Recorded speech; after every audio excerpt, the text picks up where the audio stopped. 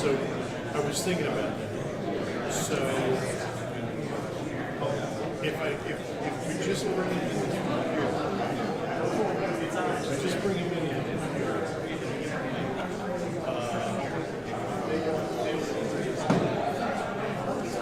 And don't bring him into the project. I think we can only bring it in.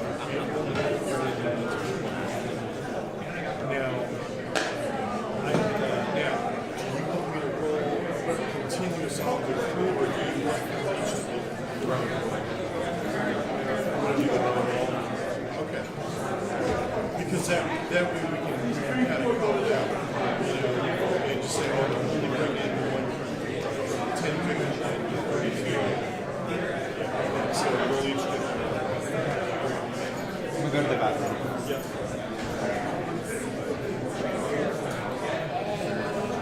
I wish it weren't so.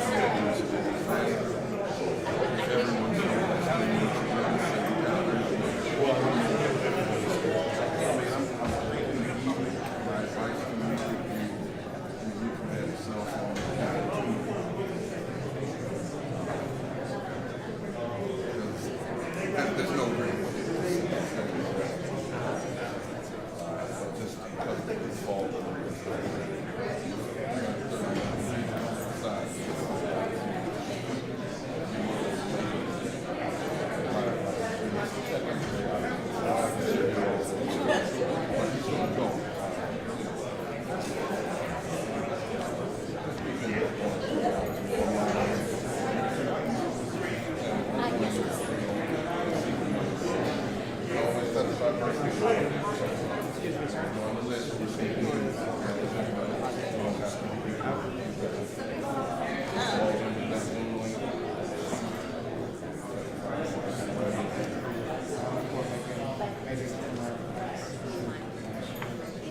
That's up to you.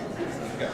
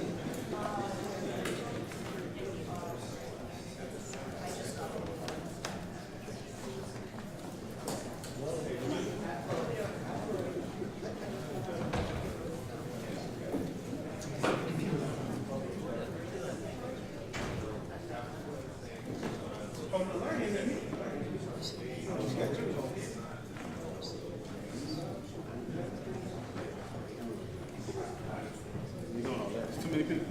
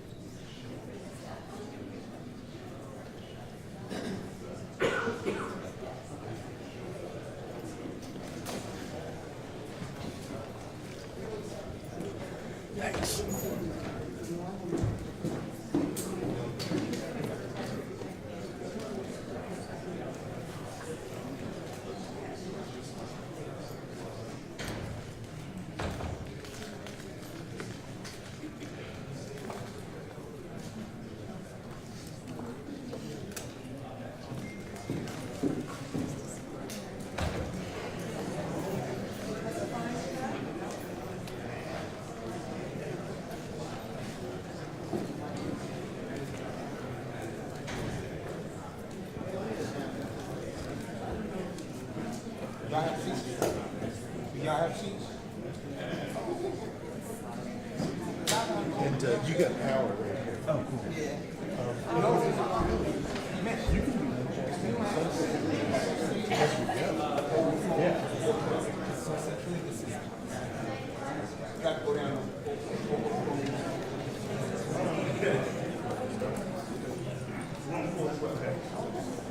Right now? Right. That's all the reason. Yeah.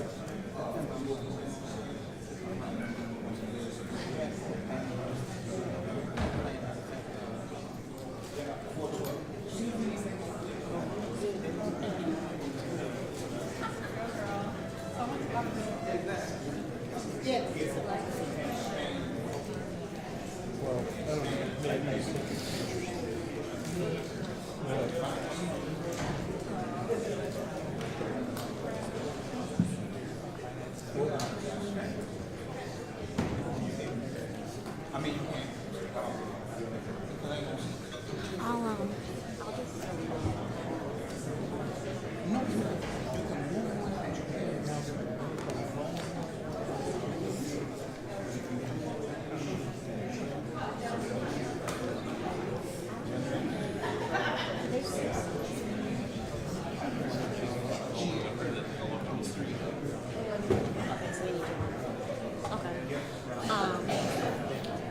So basically, I'll shoot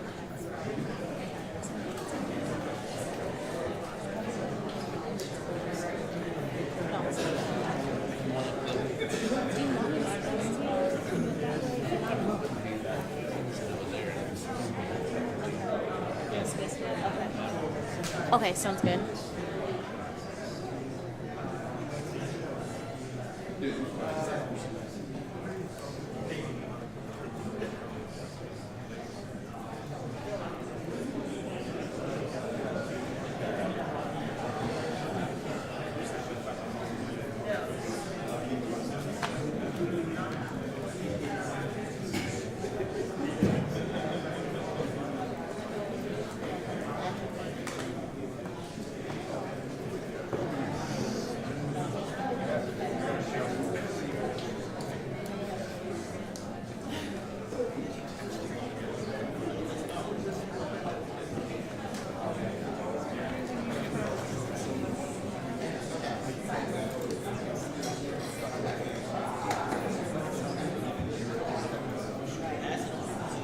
This was budget.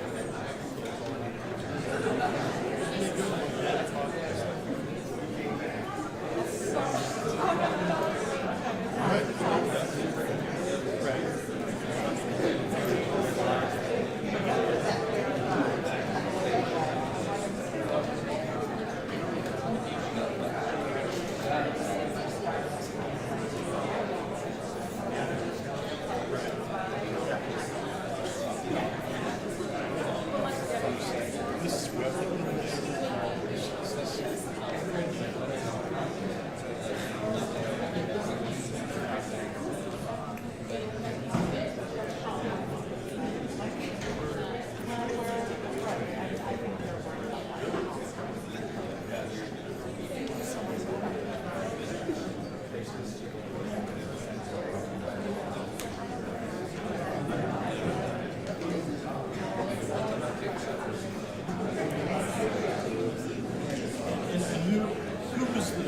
who was the genesis of this? I mean, like, who precipitated this bullshit?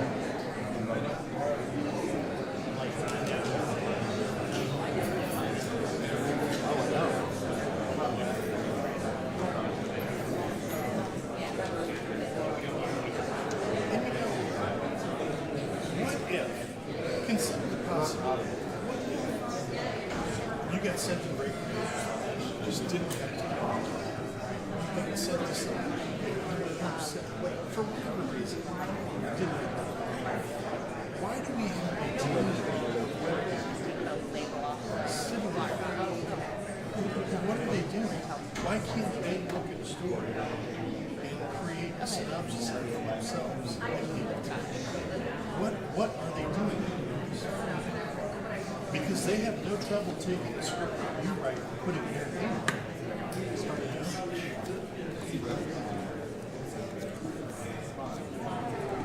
Recording in progress.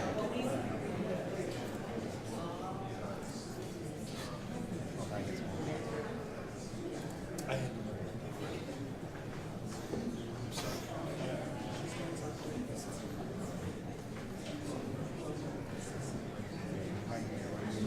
this is something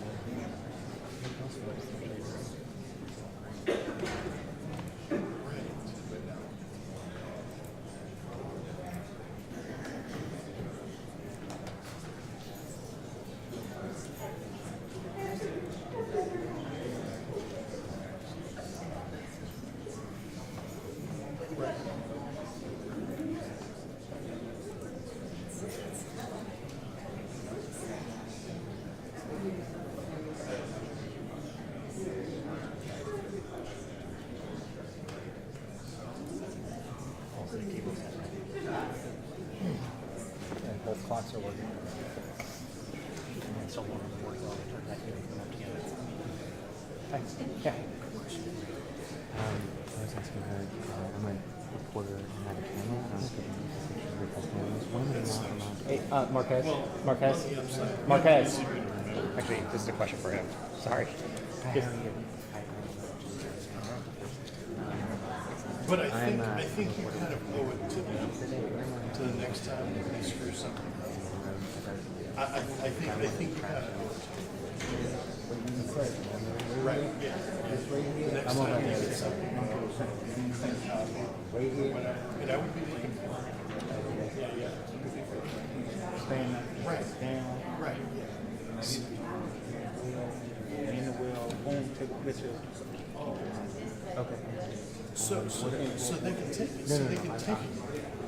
What about other reporters? Not behind the day, but behind the staff. Yeah, you can go behind us. Take a pretend you were behind us. Okay. All right. Thanks very much.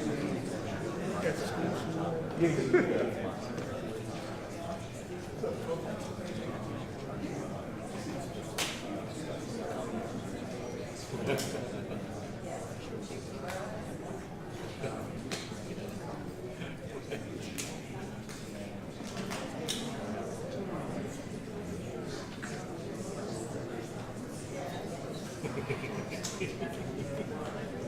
That's awesome.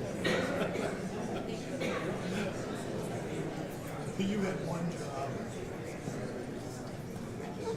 It's really my fault for trusting. It's not your fault.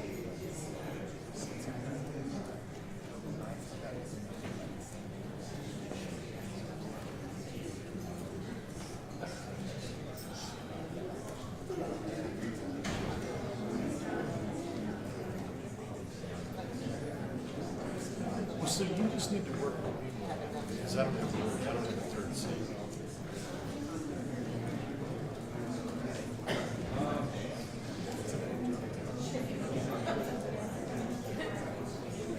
No, I can't have you driving sober. You're not able to walk in your shit.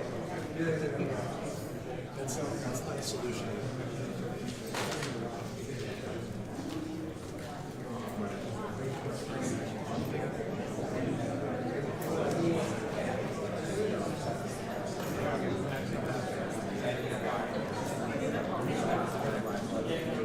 Right.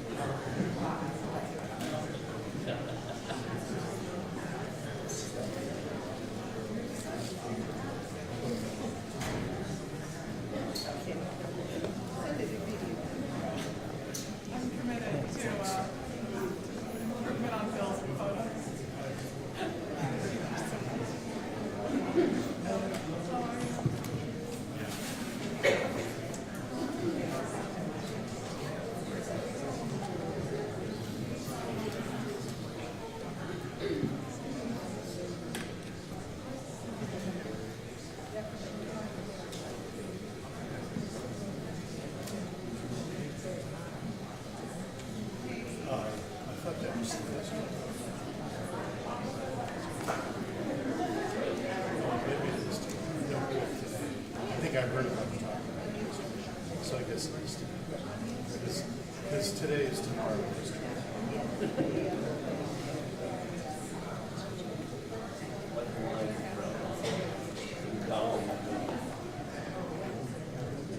Yeah, it's called artificial.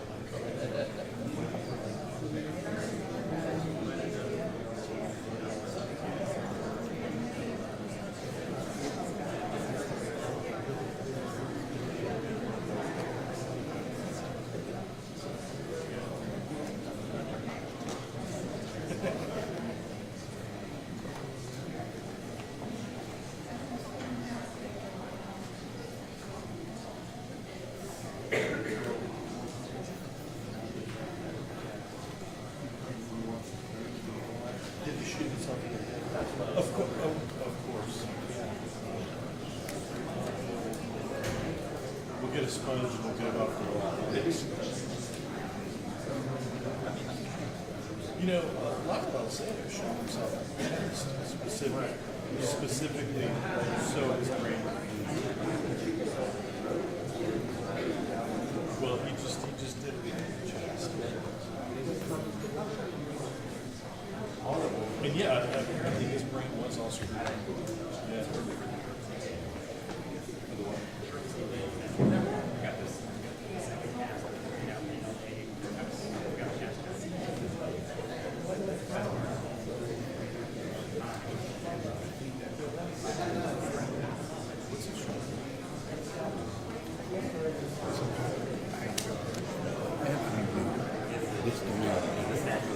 Yeah.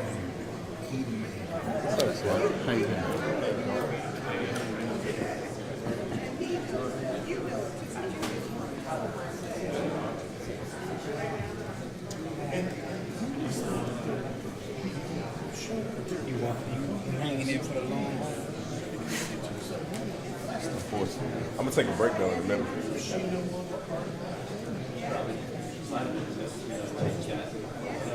You mean to the end? Well, I don't know. I got one here with me, so me and him gonna take turns. That's what I'm about to ask you. Yeah, I I don't think he was chit-chatting.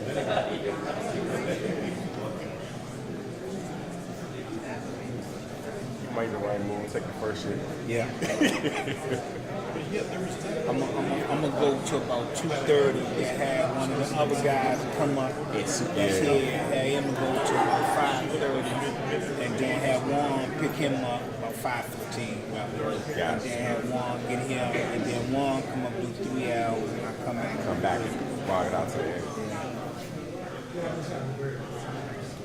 Because if 500 something people show, at least if 3 something show, we're talking about maybe 1 or 2.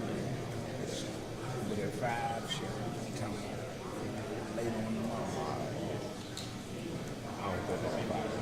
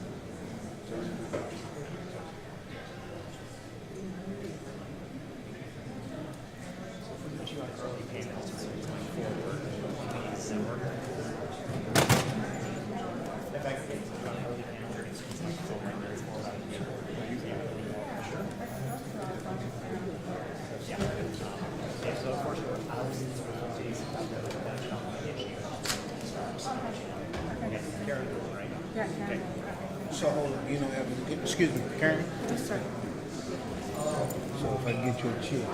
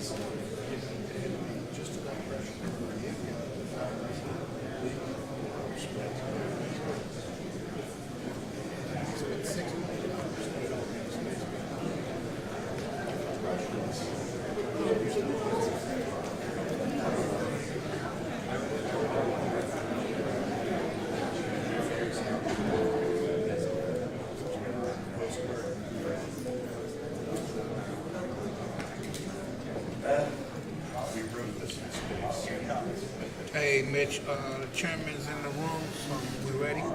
Yeah, we're ready. Okay. Thank you.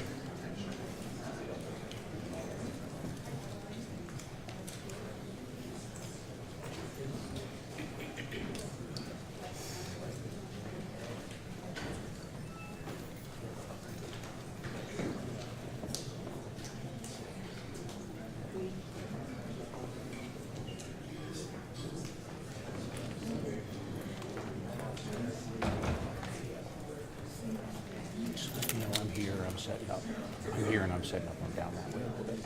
All right. I got to go out to the car one more time. I should be ready in 40 minutes. Okay. Are we? Am I doing something like No, I'm just letting you know. Oh, okay. There's a live shot at noon. Okay. Now I'm handling all the live shots. Okay. I'm just informing you, like a good colleague. Okay. Right on.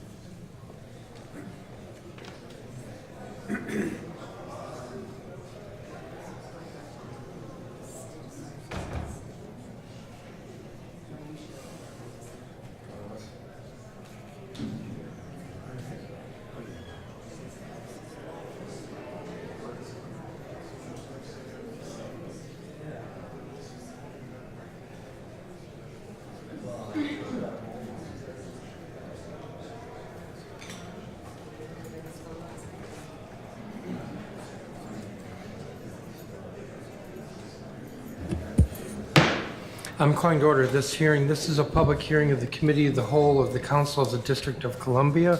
I'm Phil Mendelson, Chair of the Council and Chair of the Committee of the Whole. Today is Tuesday, July 29th, 2025. The time is 10:40 in the morning. I apologize to folks that were starting late. This hearing concerns Bill 26-288 entitled the Robert F. Kennedy Campus Redevelopment Act of 2025. This hearing is being held in the Council Chambers, Room 500 of the Johnny Wilson Building. If there's an overflow of folks, I don't know if there is, we sometimes have them down in 412 where they can watch the hearing and then come up as seats become available. I appreciate that there are so many folks who are interested in this hearing, and in fact we have the witnesses closed a couple of days ago and we have 503 folks who registered to testify. This is the first of two hearings on Bill 26-288. The second hearing is tomorrow, July 30th, where you will hear from the mayor as well as representatives of the Commanders football team. The stated purpose of Bill 26-288 is to authorize bond issuances, establish special funds, and authorize the mayor to enter into lease agreements, a development and financing agreement, and other related agreements to facilitate redevelopment and management of the approximately 180 acres of waterfront property located at the former RFK Memorial Stadium site. The bill, Bill 26-288, is substantively identical to what was Subtitle R of Title II of the introduced version of the fiscal year 2026 Budget Support Act, which was or is Bill 26-265.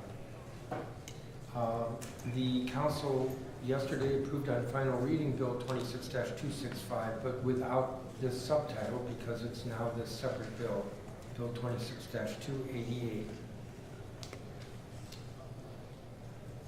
Among other things, Bill 26-288 authorizes the mayor to lease 3 parcels and sell stadium seat rights to the Washington Commanders football team without further council review, as well as to issue bonds in the total principal amount not to exceed $759 million for payment of the horizontal infrastructure costs of the RFK campus infrastructure project.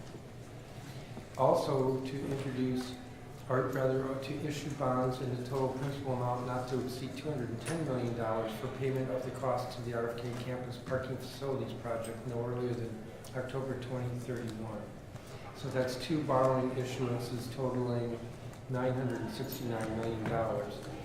The purpose of today's hearing is to receive testimony from public witnesses, the commander's organization that will be tomorrow, and the executive that will be tomorrow on the merits of the overall proposal to redevelop the RFK Stadium campus that was formally announced. This is to develop it as was formally announced, memorialized in an executed term sheet dated April 28, 2025. The record for this hearing, that is those who wish to submit statements who are doing so today, or wish to clarify any statements to give today, or anybody who's not testifying but wants to submit statements, the record will be open for 2 weeks.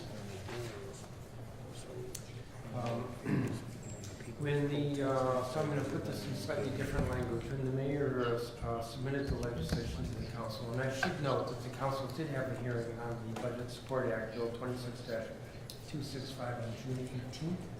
So there's already been one hearing where members of the public were able to address this legislation. Figure that out. The proposal was basically subsidy of $500 million for the construction of a stadium, an additional $181 million for construction of a parking garage, another $175 million for the construction of a second parking garage, one of which to be paid for by Events DC and the other to be paid for by the city through these bond issuances in 2031 or thereabouts. As submitted to the council, the legislation would have abated, that is, relieved any parking sales tax. Also would have directed that any other taxes or sales taxes would be going to a RFK reinvestment fund rather than to the city general fund.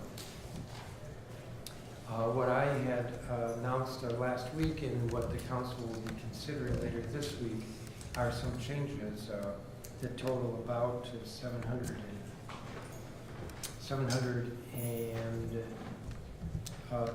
million, where some parking revenues will be coming to the general fund. Parking taxes will not be abated, it will come to the general fund. And about almost $300 million in sales taxes on general merchandise, food and beverage will be coming to the general fund. Those are 30-year figures. It's a total of $674 million that will be coming to the general fund, plus a $50 million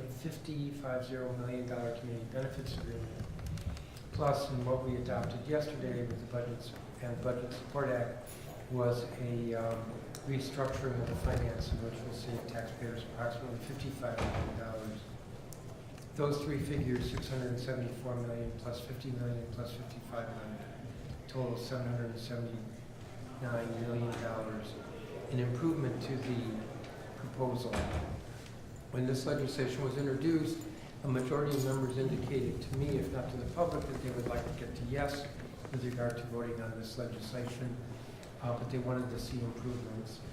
And what I announced last week that the team had agreed to is a roughly $780 million improvement to the deal, along with some other issues that the team has agreed to. So that's a brief summary of where we are with all this. I'm going to turn to colleagues.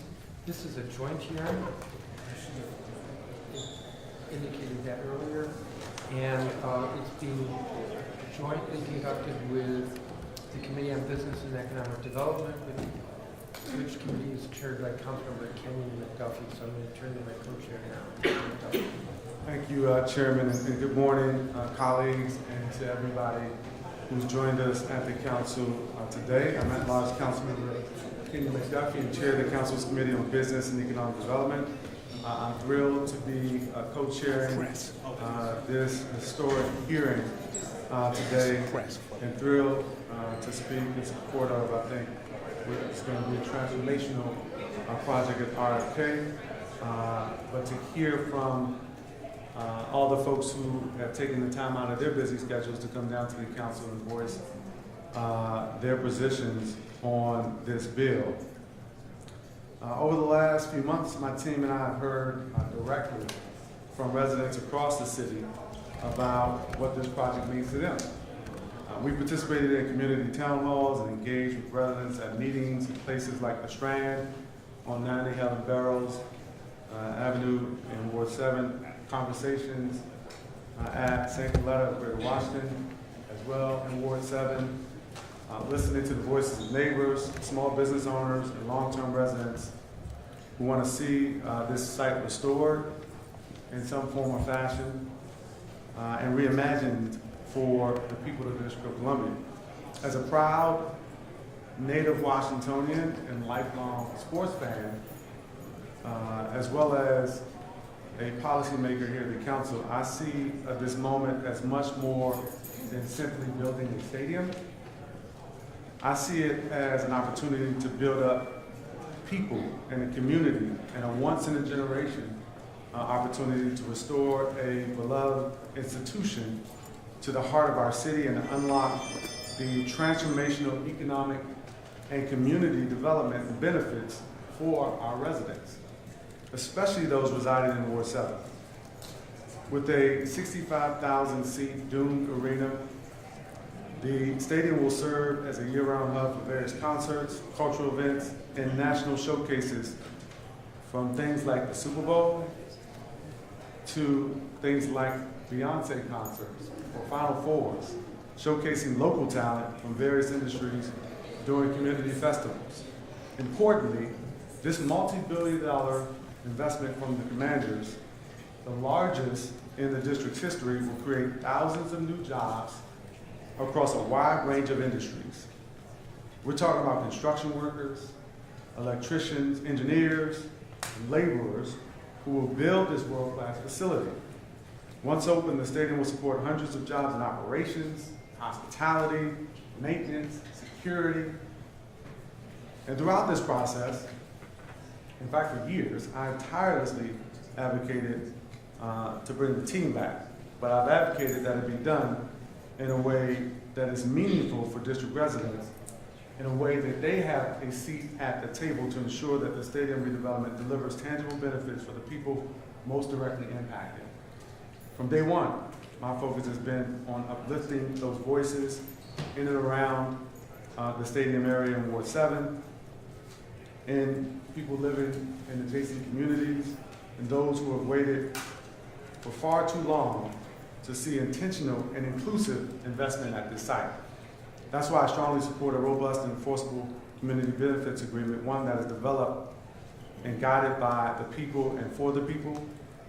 This agreement must go beyond the promises and prioritize local residents, prioritize sustained investments in public spaces, prioritize high-quality youth programming, and a lasting commitment to opportunity and affordability in the surrounding development. In addition, I believe our certified business enterprises, our CBEs, deserve to be front and center, not as an afterthought, but as a driving force in the construction and in the post-construction operation and eventual long-term success of this project. This redevelopment will create opportunities for small local business vendors, tech and audiovisual professionals, and entrepreneurs seeking to serve a high-flow traffic and vibrant destination. It can serve as a pipeline for apprenticeship programs and on-the-job training that help young people build lasting careers in trades and events. The redevelopment of RFK must not only bring back the Washington Commanders football to the city, but also bring opportunity, bring jobs, and bring dignity to the residents and businesses that call Washington, D.C. their home. If done right, this project is going to transform a part of our city that's largely laid dormant for too long. We're going to see, as the chairman talked about, based on feedback from council members and negotiations that have taken place since we received the bill from the mayor, additional revenues to the tune of approximately $779 million to the District of Columbia's bottom line over the coming decades, and a $50 million community benefits agreement, a transformative investment in our city's future. However, this opportunity must work for the people who call the District of Columbia their home and who've located and run their businesses right here in our city. That means union jobs, it means a project labor agreement, it means apprenticeship programs that bring real careers to DC residents. I've heard from countless residents who say, bring the team home. That's exactly what this project does.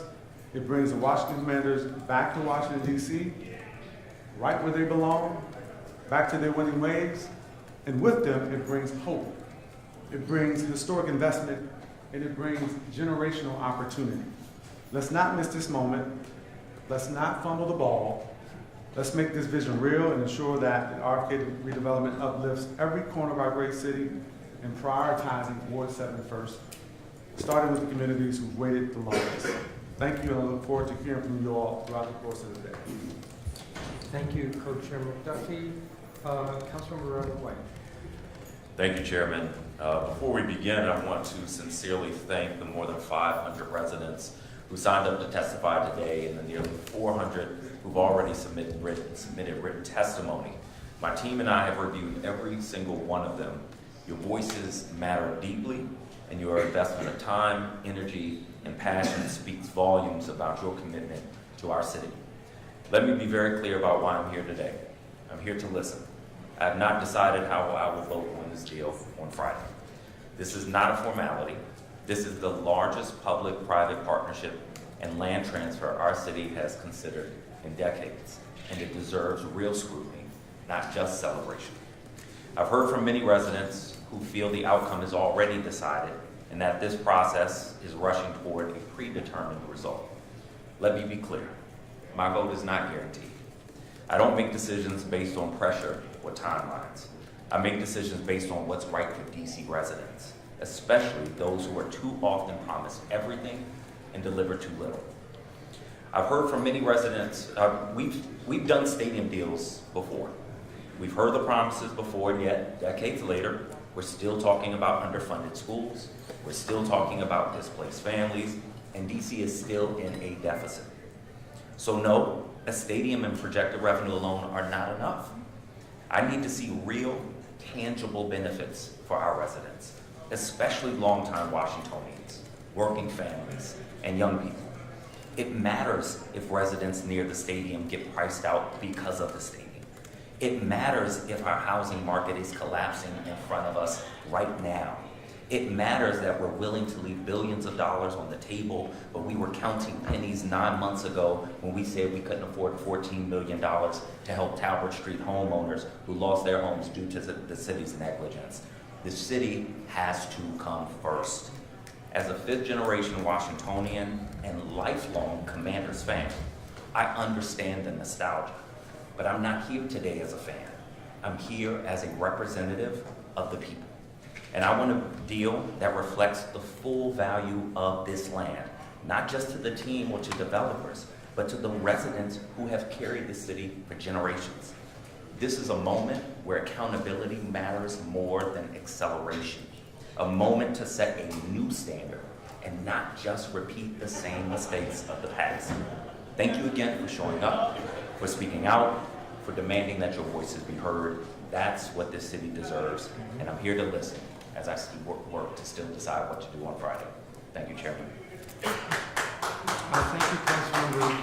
Councilmember Fruman. Yeah.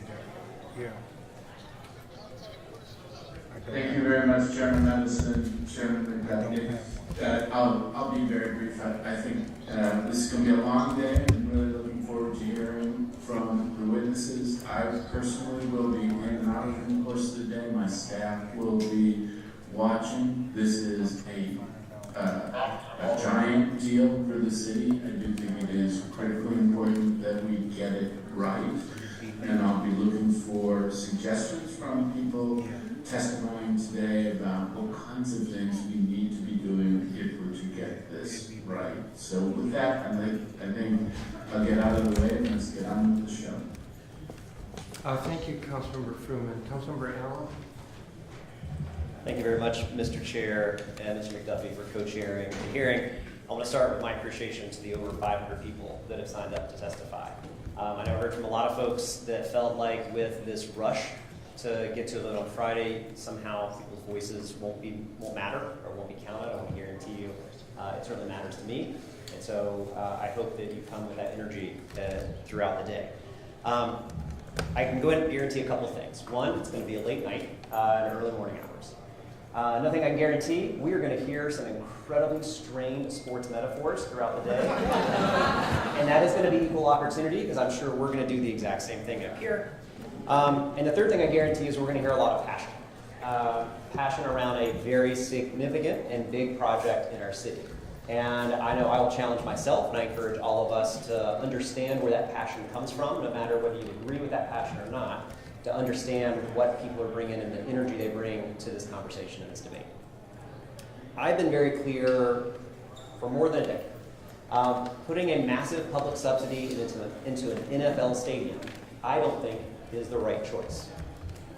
By no means does that mean anyone argues for the status quo of what we have. And as somebody who has not been afraid to put public funding into sports, the distinction I draw is that an arena, for example, is active almost every day of the year. An NFL stadium will sit dark more than 90% of the year. So if I'm trying to figure out where do I put my precious and limited tax dollars, an NFL stadium isn't my biggest bang for a buck and return on the investment. But the deal we have in front of us is one I now have to consider and figure out where are we going to land on this. And I've tried to be very consistent, very clear from the very beginning about the shortcomings that I have seen in this proposal, and to be fair, to outline exactly what I think has to change if I'm going to be able to get to a yes. And it is a high bar. Right now, the deal in front of us has no environmental protections. By the time a new stadium opens, more than a decade will have passed since Mercedes-Benz Stadium opened in Atlanta, which was a LEED Platinum stadium. Why in the world would we settle for anything less than something that was done more than a decade ago? The Anacostia River is a selling point of why this is such a great idea. Where are the protections on something that is sitting right next to the Anacostia River on the shores? Another item that I have been very vocal about is that any deal that moves forward needs to have less parking and more metro. Building 8,000 parking spots is only going to make congestion in that area even worse than it already is. It's also proven we don't have to build 8,000 parking spots for stadiums to be successful. Think about our own Nats ballpark, where we do have parking. I'm not saying we're not going to have some parking, but 8,000 is just a number that boggles the mind and makes no sense when I don't see the investment in metro. Every decision we make should be about what our city looks like 50 years from now, not just looking back, but looking forward. And if we're going to build a stadium for 65,000 fans to come in and potentially 20,000 new residents, that should be something where we focus on transit and how we move people in and out, not thinking how we're going to have people drive their cars and lock up the congestion all around there. The neighbors that I know around that space who still have the signs hanging on their streets that talk about parking on event days and game days are incredibly nervous about what this transportation is going to look like if we're telling people, don't take metro, just come on and drive down here, because it's going to lock up everything. We should be investing in metro. I don't see the guarantees on affordable housing. We know the revenue generated from the stadium is not going to cover the subsidy that we've been putting into this. Potentially, though, the growth of 20,000 new residents in an entire scale, frankly, of a small city could be an economic generator.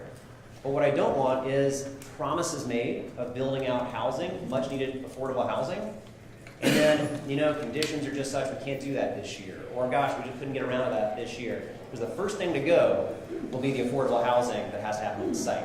It's got to be guaranteed, locked in, with penalties to make sure that that actually gets built and gets delivered on. I also think we've got to have a better deal on the subsidy.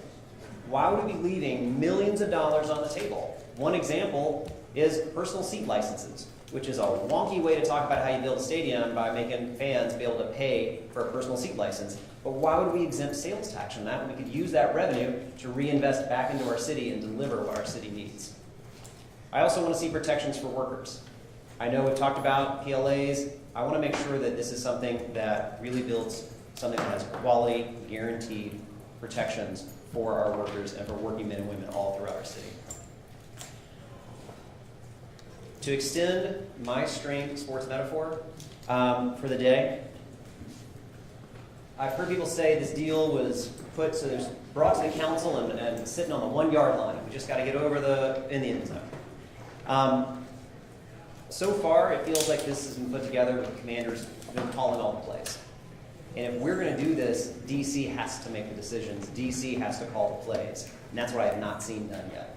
So I look forward to hearing the feedback, the recommendations, what people want to see. This is going to go long into the night, into the early morning hours.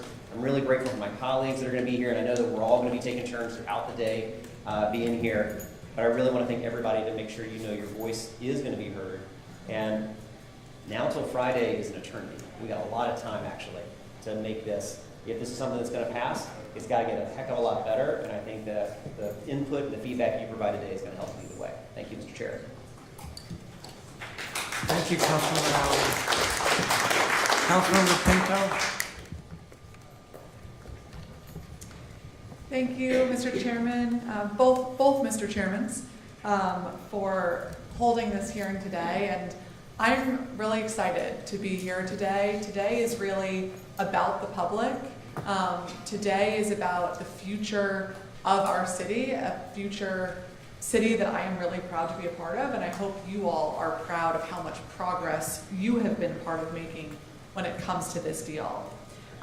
This deal has been a part of really every month since I've been in office for the last 5 years. It comes up at community meetings in all 8 wards where people have asked me what my position is on the Commanders Coming Home and what we can do to make sure that this is an opportunity that everybody in the community can benefit from. I've heard from residents who've asked for years, can we still make sure that there's housing delivered if the team comes home? And I'm proud that this deal has 6,000 units of new housing, a third of which will be affordable. This deal also includes penalties if those units are not built. I heard from residents who said we need to make sure that our families have access to the fields at RFK during the entirety of construction.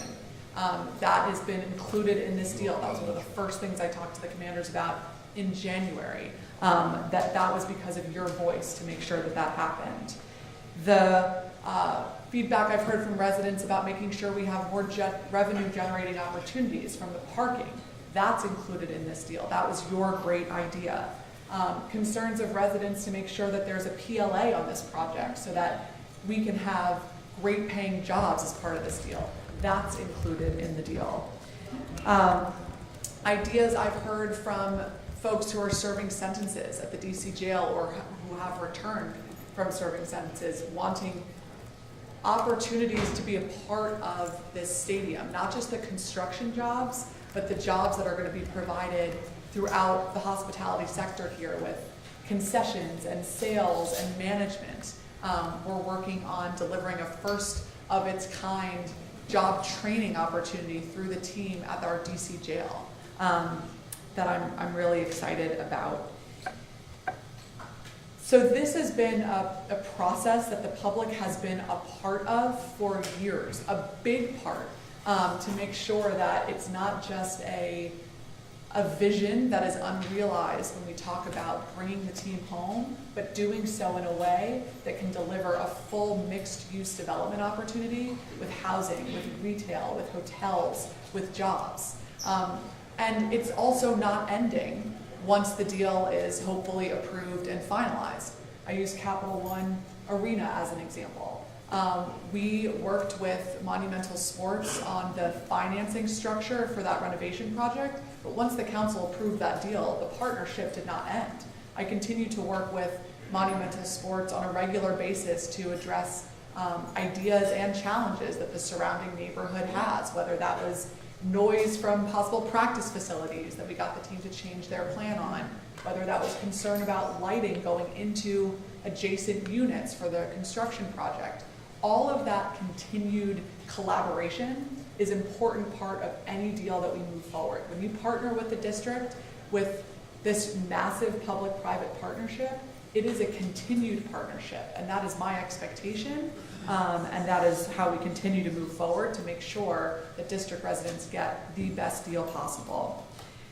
I know that the most important thing here is that district residents are part of this process and that we get the best deal for our city, not just today, but for the future. And so I'm really excited to hear from folks today. I'm excited to keep ensuring that your ideas are a part of this, which have been every step of the way. And I really believe that This is a once in a generation opportunity for our city. And if there was ever a time to remember that we are on the same team, I think now is the time. We are on the same team.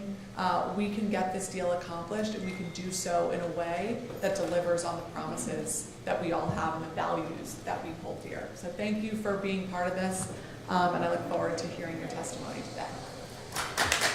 Thank you, Councilmember Pinto. Councilmember Bonds.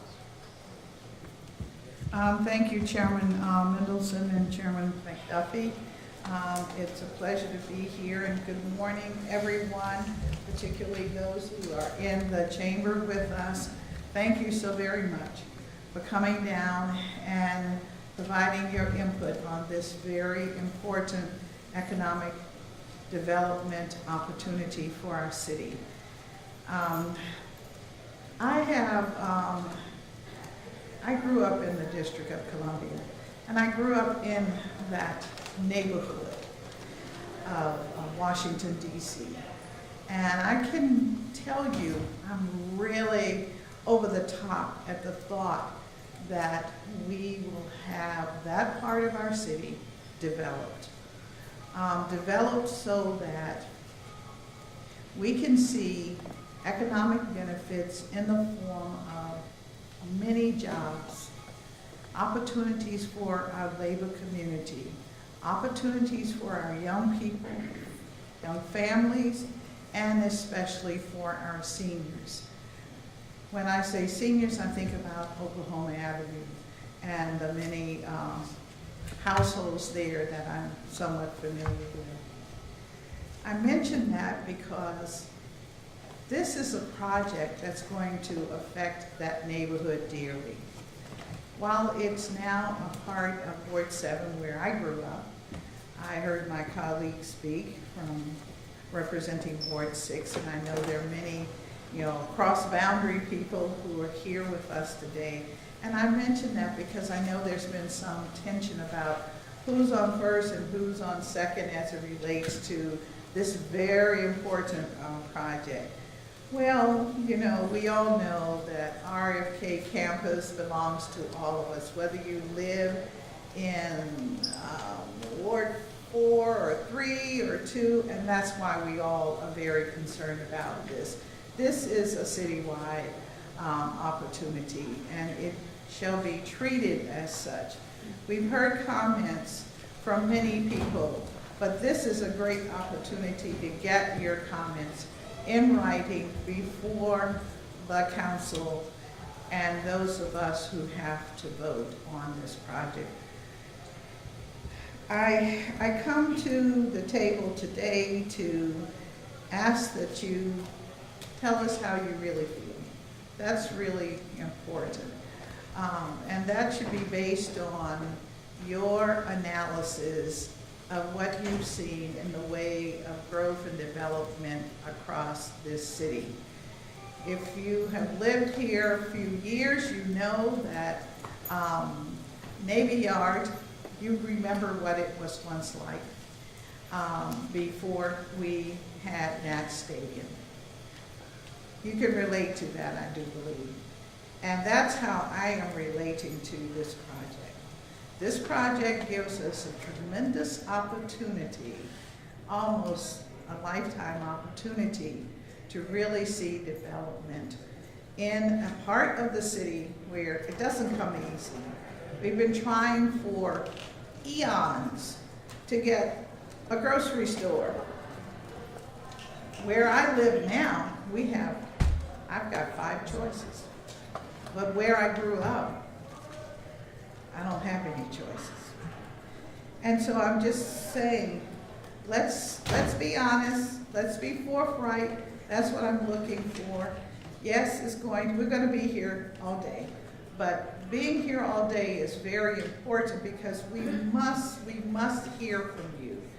And I commit to making the very best decision that I can from all that I hear from you, from all that people have said to me since May when we first were talking about this, whether it was at church or in community and passing by. this is a very important project. And let's not take it lightly. Let's not take it lightly. And let's not think that this is something that people who are doing well just want to have a seat at a game. This is about economic growth, benefits for all of us who live in this city. And you and I know we have benefited from that stadium. We continue to benefit from it. The development of the wharf, that's where our dollars come from, so that we can do affordable housing, so that we can do all these things that we say make a quality community. So I just want to put that on the table, and again, thank my colleagues for giving me a moment to speak with you, and I look forward to hearing you. I'll be here as much as I can, and into the night. Remember, I'm one of those who was here a few years ago till 4:30 in the morning. I can hang, and I can hang with you, most definitely, and I appreciate you so very, very much for coming down, sincerely. Thank you. Thank you, Chair. Thank you, Councilmember Bonds. Councilmember Felder. Thank you, Mr. Chairman. Good morning, council colleagues and public witnesses. I'm excited about today. It is without question that I stand in support of the redevelopment of the RFK site, not just as a citywide opportunity, but as a long overdue investment in the future of Ward 7. For far too long, Ward 7 has watched its other parts of the city grow, prosper, and receive their fair share of public and private investment. Meanwhile, our community, while rich in culture, talent, and potential, has remained on the sidelines. That changes now. It is Ward 7's time. Bringing the Washington Commanders back to the district and back to the RFK site will do more than restore a piece of our city's sports legacy. It will serve as a powerful economic engine for the ward, driving job creation, expanding small business opportunities, generating housing, and providing Ward 7 with the economic engine our community has needed for decades. The redevelopment is not just about football, it's about equity, it's about a community overlooked, finally getting the investment to thrive. I'm committed to ensuring that as this project moves forward, Ward 7 residents are not just bystanders, we're builders, workers, entrepreneurs, and stakeholders in the transformation of within their own backyards. And that's why my team has conducted a robust community engagement process to draft our community benefits agreement. We've conducted 3 town hall meetings ranging between 300 to 500 community members throughout the ward. We've administered an online survey where we had over 850 responses. We've conducted 6 ward-wide listening sessions. We wanted to make sure that Ward 7 neighbors drove the community benefits agreement process. So Ward 7 is ready, Ward 7 is deserving, and Ward 7 will deliver. I look forward to hearing from public witnesses, and thank you all again for being here.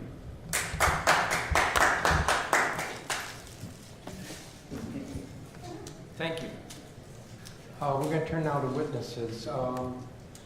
We have been doing our hearings hybrid, which means some witnesses are virtual and some are in person. We have 4 seats, so I'm going to call folks. When we get 4 seats, I'll sort of stop unless the next few witnesses are virtual. I'm relying on staff to tell me if they're virtual. We're not going to be going back, so if somebody misses their turn, they miss their turn. So, Ebony Payne, Commissioner, ANC Commissioner Ward, ANC 7005. Dean Hunter. Adam Prinzo, who's Commissioner with ANC 3C02. Robert Vincent Branham, President Emeritus, DC Federation of Civic Association. Meredith Holmgren. Sam Epps, who's President of Metropolitan Washington Council, AFL-CIO.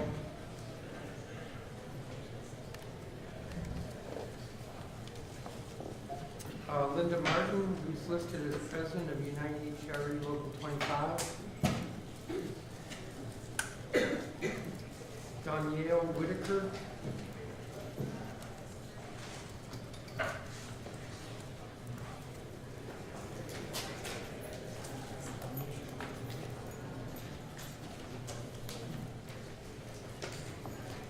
All right, we're going to stop there.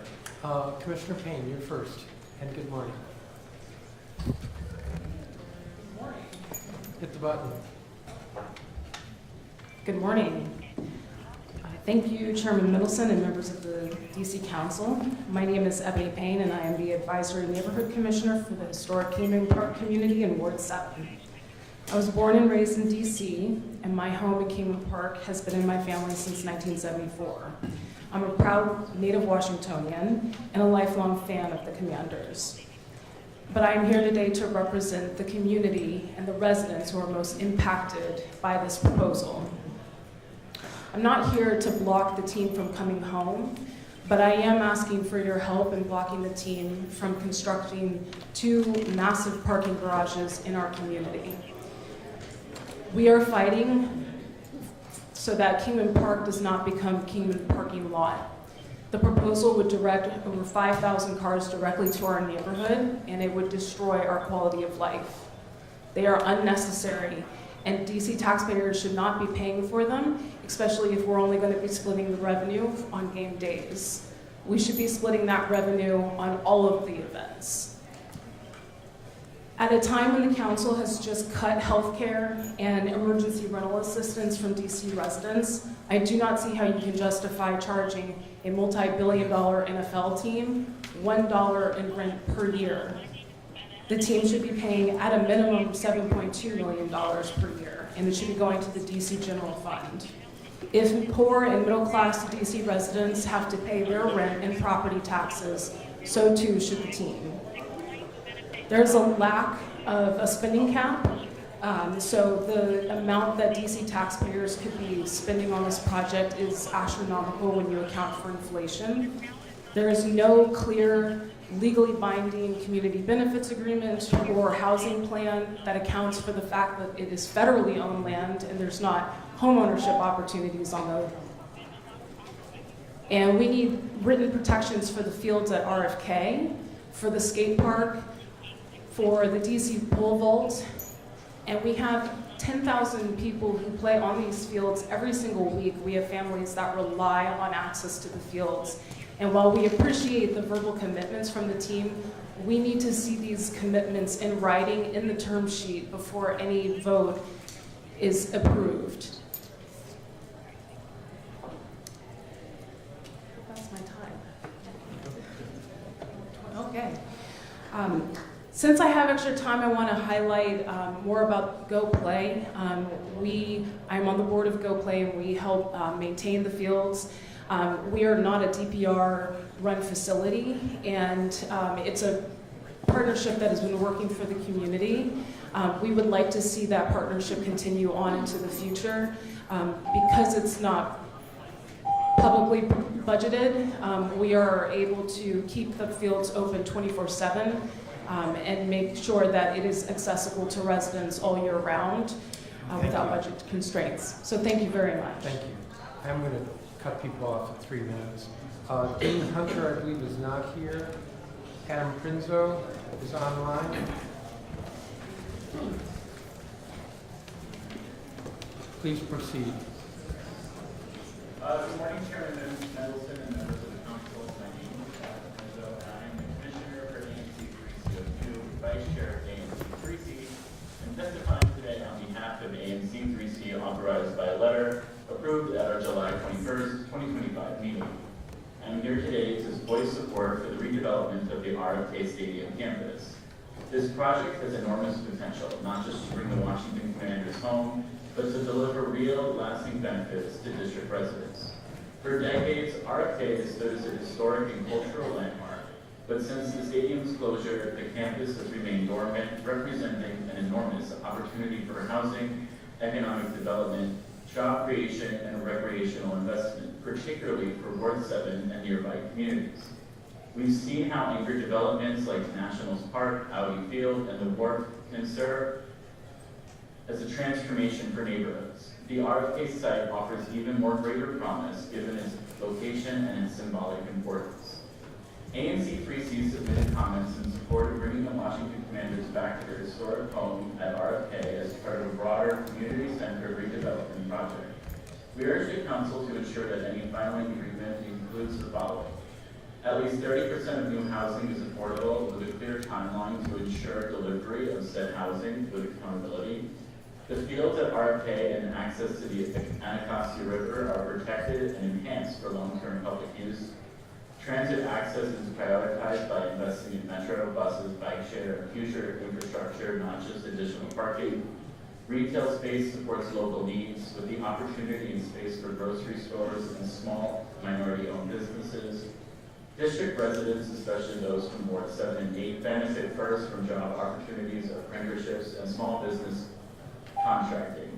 Finally, ANC 3C strongly agrees with the Robert Bob Group's recommendation to re-examine the terms of the public investment with over $850 million in public funds proposed for the stadium, infrastructure, and parking. The district must ensure a real return on investment. This includes considering parking payments, ground lease, or rental payments. This is a once in a generation opportunity, for the redevelopment of RFK to serve as a national model for equitable growth and local win for the communities that have waited long for meaningful investment. We are coming far afield representing Ward 3 and acknowledge that fact. We do love Ward 7 and we cannot wait for this more often. Thank you. Thank you, Commissioner. Mr. Brown.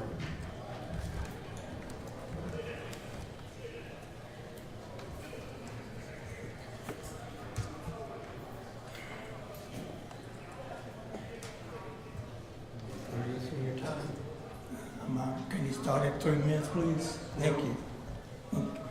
I am here at a disadvantage, a heavy heart, and diminished eloquence. However, I will do my best. I testify in support of welcoming back the Commanders, not the former racist named team. Let's be accurate. Residents are, as evidenced by the many online statements, care about health care, affordable housing, education, transportation, parks, environment, public safety, faith, and truth. Support a new stadium. The public should not be bullied, distracted by a racist president. I am pleased the council has worked to make the stadium deal better, to make it bring needed revenues to the district. Yet there is work for the Commanders to do to show genuine minority commitment outreach, community outreach. Now is the time for the Commanders not only to host luncheons for council members, now is the time for the Commanders, Nationals, Wizards, Mystics, Spirit, Capitals, DC United, Defenders to sponsor luncheons for the DC Federation of Civic Associations, Esther Productions, and Ward 5 Leadership Council. Take the lead, Mr. Josh Harris and Mr. Mark Ian. Now is the time for progressive political determination to support minority economic opportunities in Ward 5, 7, and 8, with equal resolve to promoting downtown DC, the waterfront, U Street, and Navy Yard. Now is the time. Council members, now I must take time to close with personal comments directed to women of age in and outside this chamber. Ladies, now is the time to get your medical checkups, touch your bodies, don't just clutch your pearls. Fight, choose life. Those of us who love you, your sons, daughters, brothers, sisters, friends, co-workers, husbands, want you here for your todays and for your tomorrows under God's heaven. Ring the bell. Your name may not be Eve, Sarah, Rebecca, Leah, Rachel, Miriam, Ruth, Esther, Mary, Elizabeth, Martha, or Ananda. Your name could be Christina, Brooke, Janice, Anita, Brianne, Muriel, Ebony, Lindsay, Pamela, Cora, Felicia, Sharita, or Sheila. You are worth saving, loving. You help change lives. As I close, I continue to love, defend, and support DC statehood. Bring the Commanders home. Fight the demon of cancer. God is good all the time. I thank you. Thank you, Mr. Brown. Meredith Holmgren, who's online. Hello, council members. My name is Meredith Holmgren, and I live in the Kingman Park neighborhood of Ward 7.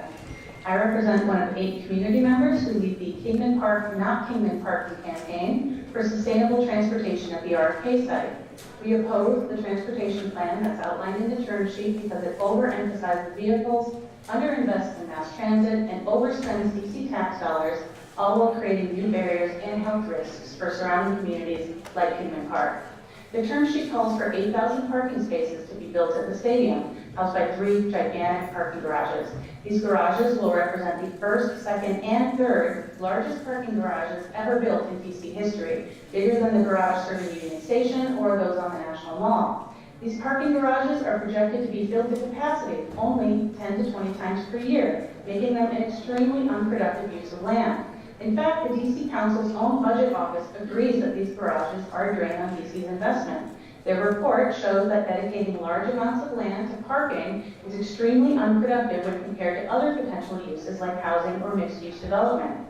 The Kingman Park district, where the bulk of these garages are slated to go, is perhaps the most housing-ready parcel at RFK. It abuts an already established community with neighborhood resources, nearby utilities, and transit.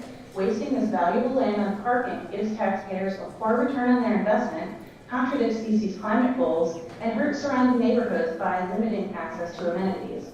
So my ask today is simple. 1, reduce the number of parking spaces in the deal from 8,000 to no more than 2,000. 2, relocate all on-site parking to areas south of the stadium, to places like Lot 8 or the DC Jail, which currently serve as surface parking lots. 3, critically, we must invest in a new Metro infill station at Benning Oklahoma Avenue Northeast. Metro can move around 20,000 people in and out of the site per hour, making it extremely efficient. This station is needed to supplement Stadium Armory in providing a level of service that's commensurate with other world-class facilities. And unlike parking garages, which may be filled only 10 to 20 times per year, Metro can be used year-round by both residents and visitors, which promotes DC's broader growth agenda and makes it a far better investment for DC taxpayers.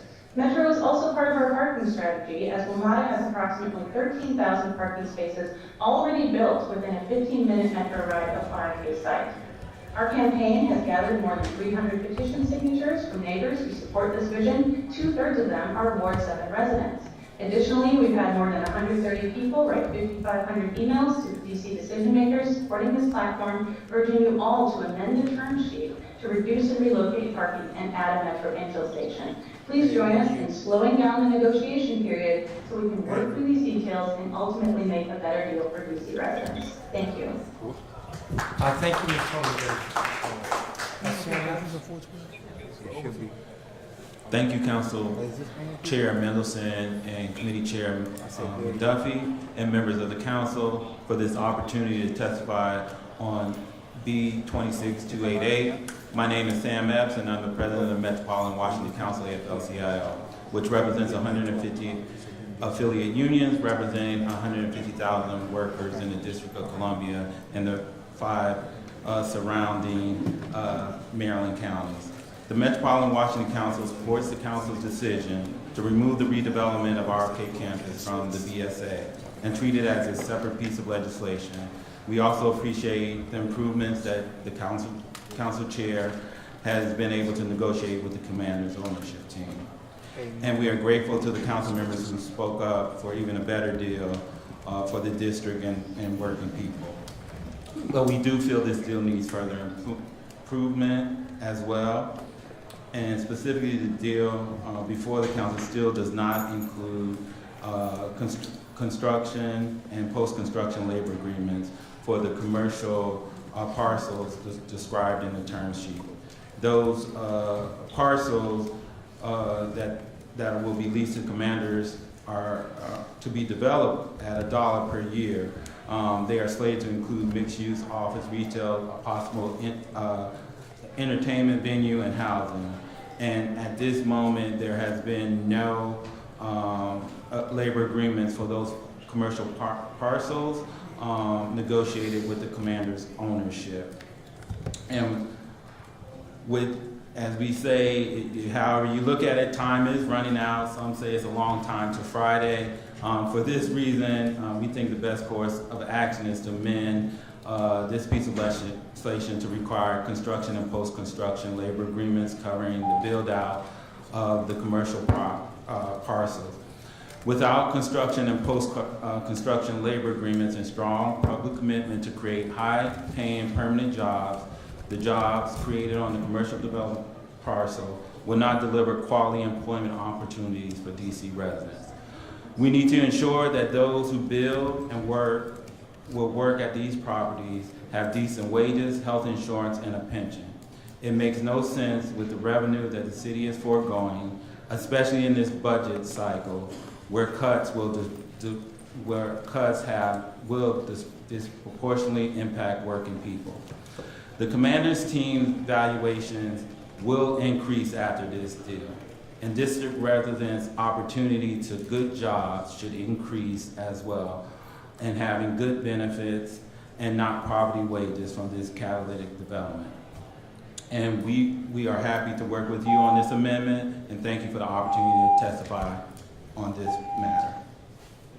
Thank you, Mr. Epps. And if you could share a copy of your testimony. I sent my testimony this morning at 6:30 a.m. Okay, we'll look forward to it. You are... Danielle Whitaker. Please proceed. Good morning, Councilman. My name is Danielle Whitaker. I am a Ward 7 resident and proud member of United Here, Local 25. We represent thousands of hotel workers in DC. Having a union job at a hotel allows me to raise my children with dignity.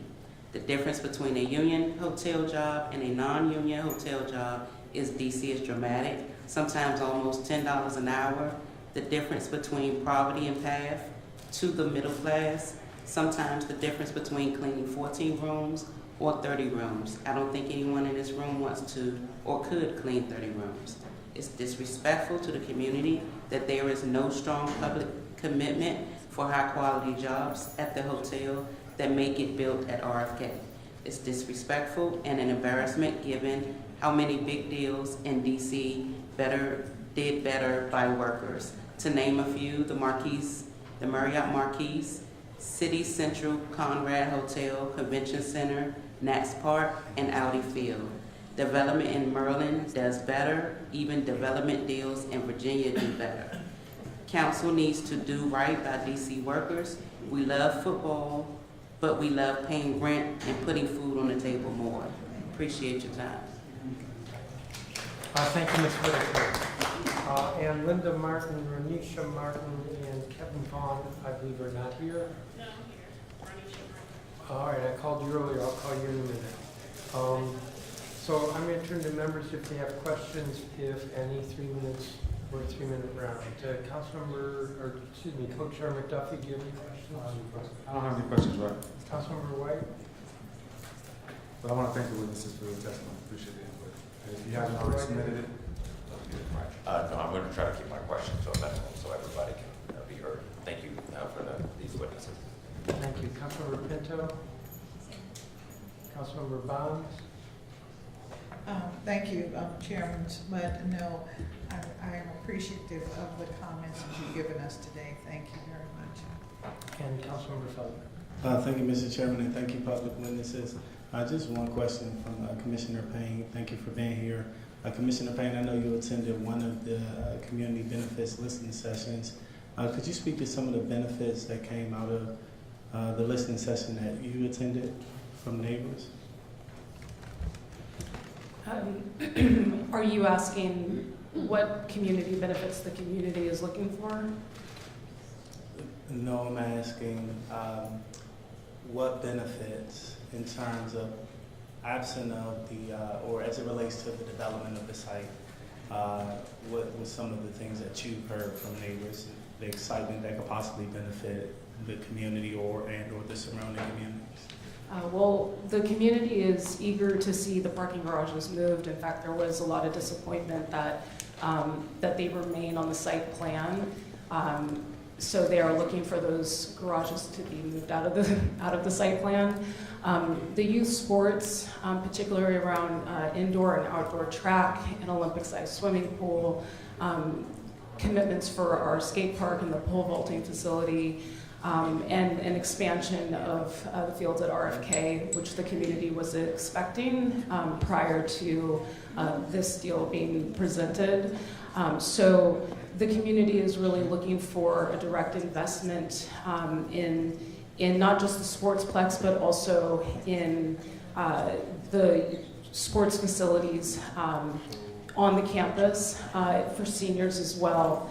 And I mean, it runs the gamut. They're looking for commitments like a bid, something to address the trash that we expect from event days. Our parking signs need to be updated. We've had no parking enforcement on game or festival days, particularly on Sundays when it's free to park in the neighborhood. So we have a lot of out-of-state tags that can just park all day, and my residents have to sometimes park in other neighborhoods and walk. So there's a lot that the community is looking for. Thank you. Thank you. Thank you to each of you, especially the witnesses in person. We love that, and the others online. You all are excused. Let me go to the next group. Before you do, Chairman Mendelson, can I just I'm sorry. I'm sorry, Councilman.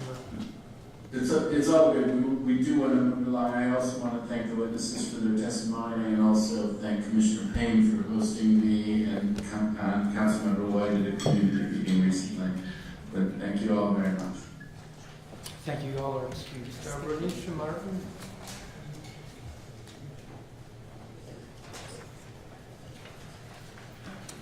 Karen Todd. Sharita Whiting. Josh Armstead, who's also with United HRU.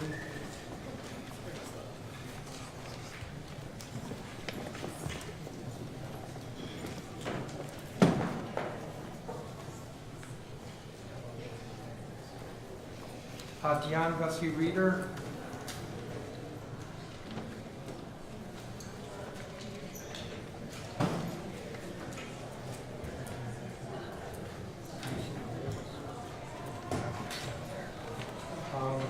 Ms. Martin, you will be first.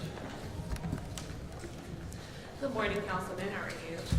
My name is Ronisha Martin, and I live in Ward 5.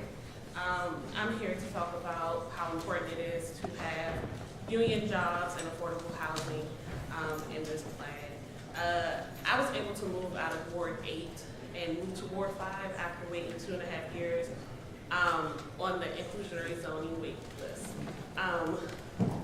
It is hard to find affordable housing here in DC. And having this stadium come, I am hoping that it will definitely give better paying jobs so people can afford to live in DC and stay in DC. Ward 5 is going to dramatically change by the RFK Stadium development. If the hotel jobs that are created are good, decent paying jobs, it will give people in the community to pay their bills, spend money in the neighborhood, stabilize families, allow parents to only work one job, not 2 or 3. Spend time with their kids, do after school activities, get home in time to cook dinner, help with homework, and not have to run to a second shift. If the hospitality jobs that are created are no wage paying jobs, then the stadium development will only do harm to our community. There will be more fancy luxury condos for people who don't look like me. More people who live in our neighborhood now have to work multiple jobs just to afford to live in Ward 5 to make it ends meet. And no one is watching kids. Kids are not able to spend time with parents. As much as I love sports, and as much as I love my team, I love my city, I do believe that if we don't get this right, our community is going to be sold out. So I'm hoping it makes a difference. Thank you, Ms. Martin. Sharita White. Good morning, Chairman and other council members here. I am a native Washingtonian. I attended the games at the old RFK. My mother used to take me as a little girl I went there when I was pregnant with my son. I took my son when he was born. And I would like to be able to take my son back now as an adult, us attending the games together. I am in support of this stadium. This vote needs to support bringing the stadium back. I'm hearing a lot of people talking about parking. We had more parking at the old RFK with less infrastructure. I don't even know if we had Metro over there back then, okay? But it was a gathering. We started fun in the parking lots before we even got into the game. Families together, people meeting and walking in together. And I think we all know that we need some togetherness in this city because we have people up on the hill already trying to divide us. It's a lot of council members who aren't even from here. And you mean to tell me that they're gonna vote on something that I can't have with my taxpaying dollars? I don't think so. I think we really need to stop trying to play these games of what is right and what is wrong. Nobody's gonna get what they want, 100%. But I think we need to get what makes sense. Okay, who else is waiting to buy this property over here? Nobody. So if nobody is waiting to buy it, what is going to be developed over there? Nothing. At least we have somebody who's willing to buy it. Let's work together and make it happen so that it works out for everybody. 10 games, yes, but we can have so much more other things. Boxing matches, concerts, conventions, revenue. Everybody knows that word, right? We need some revenue in this city. We need young people to have jobs that are paying them a salary that they can take care of their families. If people want to talk about crime, let's do something that's going to help try to curb the crime. Give opportunities to people who want them. Okay, but making this about Josh Harris being a billionaire, good for him. Okay, but I don't count other people's money. I count my own. But I really would like to see my team back here so I can continue to support my team in my city where I was born and raised and where I grew up. Now, I don't know how much more time I have, but let me say it again. I'm in favor of the stadium being brought back here. Thank you, Ms. Whiting. Thank you, Ms. Whiting. Josh Armstead? Good morning to the Honorable Chairman Mendelson, Committee Chairman Duffy, Council members of the District of Columbia. My name is Joshua Armstead. I'm a Ward 6 resident, lifelong Washingtonian, and in my professional capacity serve as the Vice President of the United Here Local 23, a labor union of food service and hospitality workers, which boasts over 5,000 members in the DMV, the majority being here in the District of Columbia. Cashiers, cooks, parking attendants, servers, bartenders, suite and catering attendants, dishwashers, food service workers, in places from the Smithsonian institutions, prominent universities such as Howard and Georgetown, serving the federal workforce, or venues such as Nats Ballpark, Capital One Arena, and the Washington Convention Center. You all on the council have most likely interacted with my members, knowingly or unknowingly, as they have been a part of your experience in the name of hospitality and service. The city will be contributing $1 billion in public investment, and for such a sum, there is a duty that the jobs created are beneficial for not just the sake of revenue, profit, or some accountant's number graph, but are pathways for the DC residents who will be working there to take care of their families and to thrive. Jobs that offer health care, jobs that offer good pay and benefits, jobs that are fulfilling. We achieve this by making sure that our investment of $1 billion follows the same formula that created the venues at the Washington Convention Center, Nationals Ballpark, Audi Field, Capital One Arena, among others, and it has allowed for hundreds of DC residents to move forward, not just in construction, but long-term employment of those venues. Ensuring this deal has an LPA, a labor peace agreement, and a PLA, a project labor agreement, are the answers and the ways that we move this forward. When workers come together collectively and organize, They can democratically make decisions that benefit themselves, their futures, and speak to their employers as equals and with shared respect to solve problems. Unite Here Local 23 and its members have seen the results where workers make a minimum of over $20 an hour, have some form of health insurance, benefits, and a process to resolve issues with collective bargaining agreement. The council needs to ensure that any employer, subcontractor, vendor, business, and corporation that seeks to share in the bounty of our investment understands the District of Columbia supports its workers, has standards and expectations that aren't compromised, and the relationship isn't merely one of extraction. On behalf of myself and Unite Here Local 23, this is our position, and thank you for your attention to this matter. I'm here to take questions. Thank you. Thank you, Mr. Armstead. Dion Bussey-Reeder is on the line.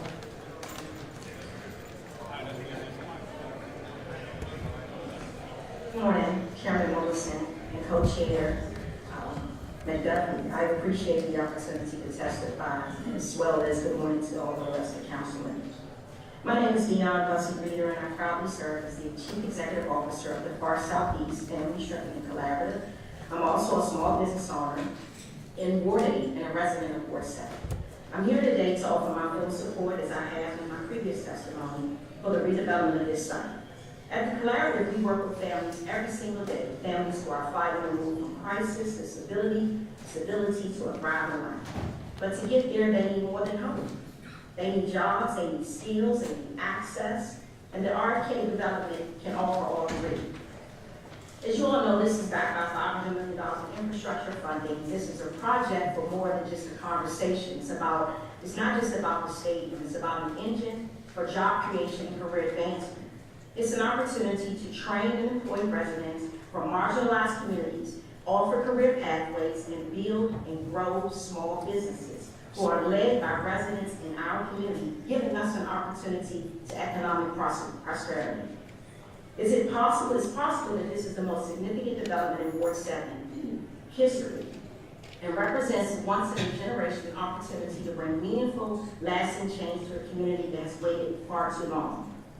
We are facing a new crisis. New federal mandates have created a budget shortfall that threatens to strip away long-standing support systems for our most vulnerable population. I know this because I work in this space. Without a stronger economic system that provides families with real opportunities to work and support themselves, we will face a devastating Black backlash, increased crime, increased violence, and more Black and brown families pushed into dismal situations.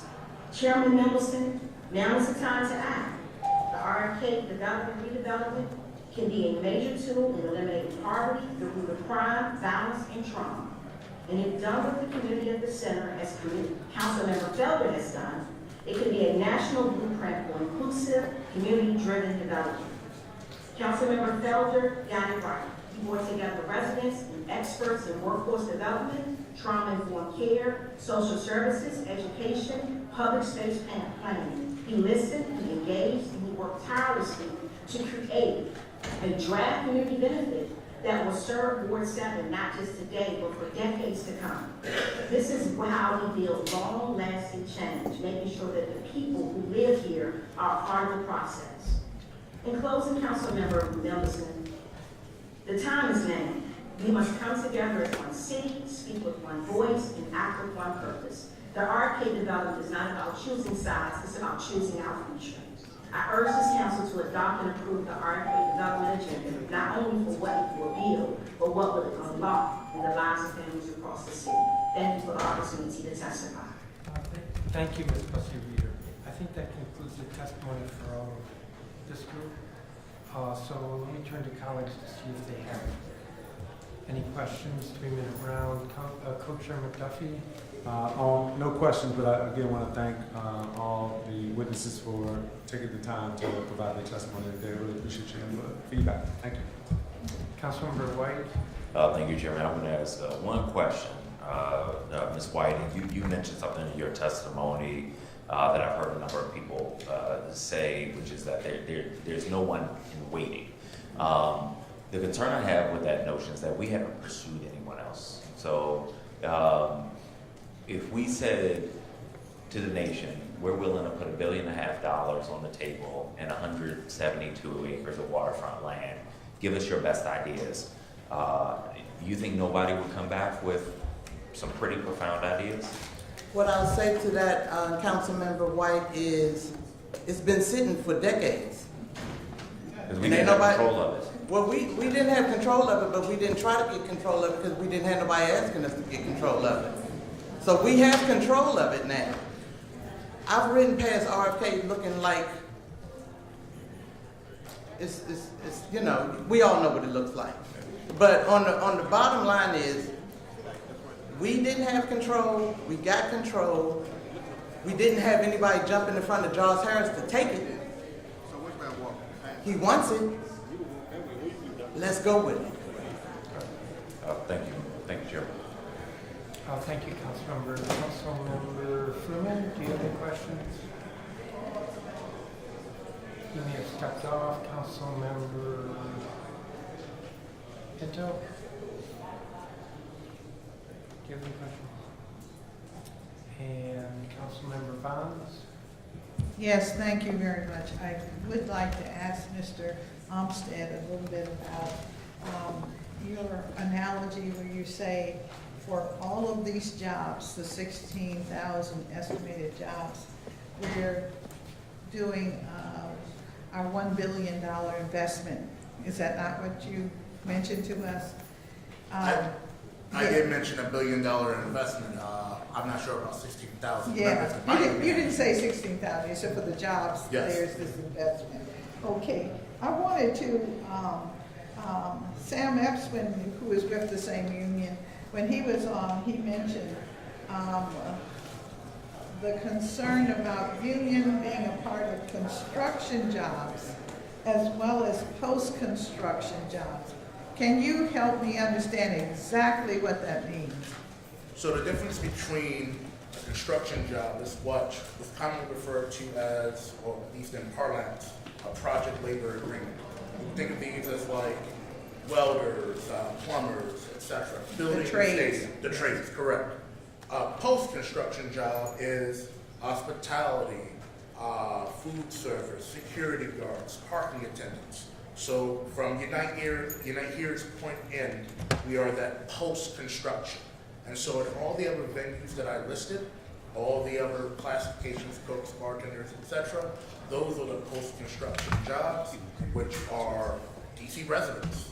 And those DC residents make, you know, if I can tout my union's horn, excuse my language, damn good money, right, compared to what's happened.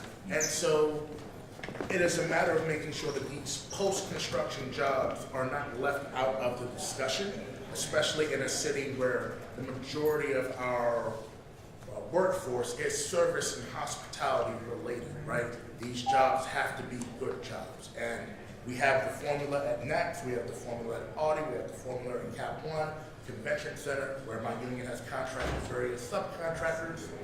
Let's make sure that it happens here if we're going to build RFK.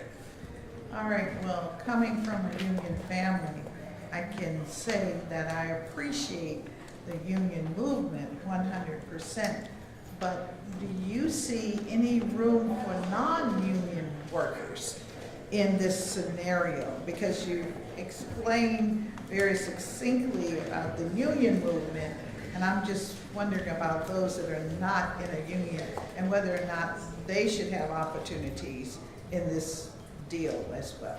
Absolutely. I will say this. The good news about the union movement, and you coming from a union family, you might also understand this, is that when people rise up, the tide lifts all boats. So not everyone's going to be in the union, but people who aren't still benefit from the gains that happen, right?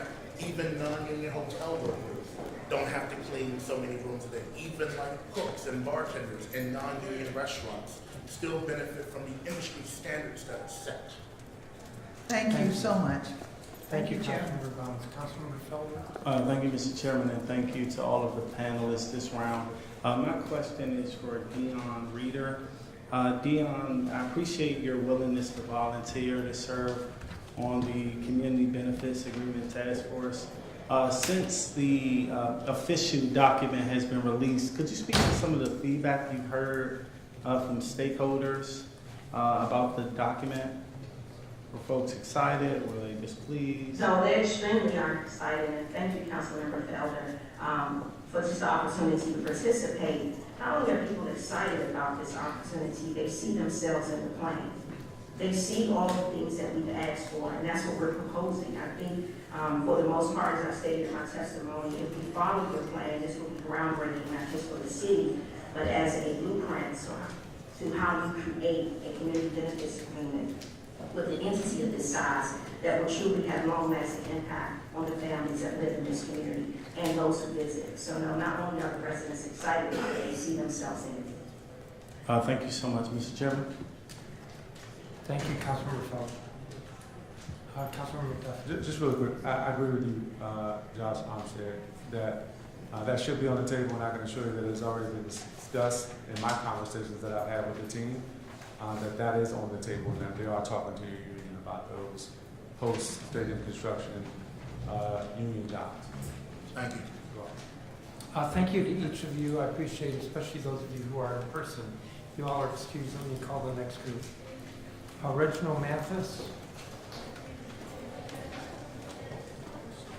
Conchita Mays.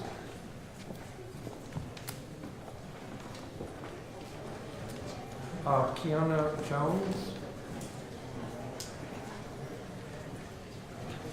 Bernadette James. Sir, you are.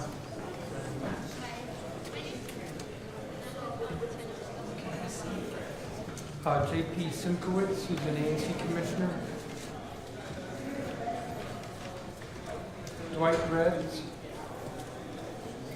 Greg Ackerman.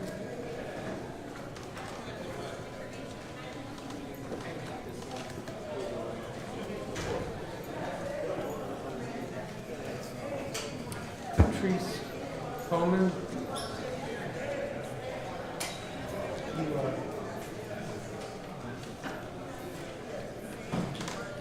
I think I said Patrice Bowman. Ronald Gray.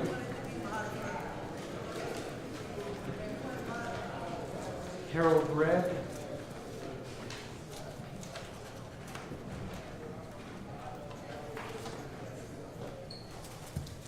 Stephanie Campbell.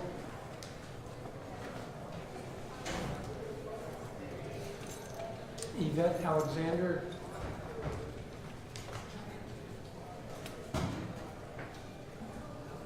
Nikosi Bradley.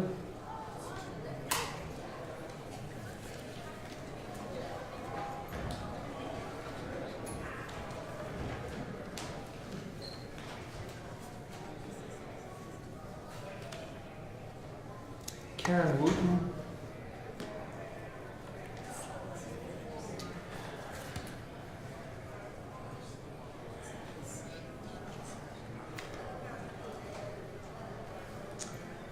Cora Masters-Berry. LeGreg Harrison.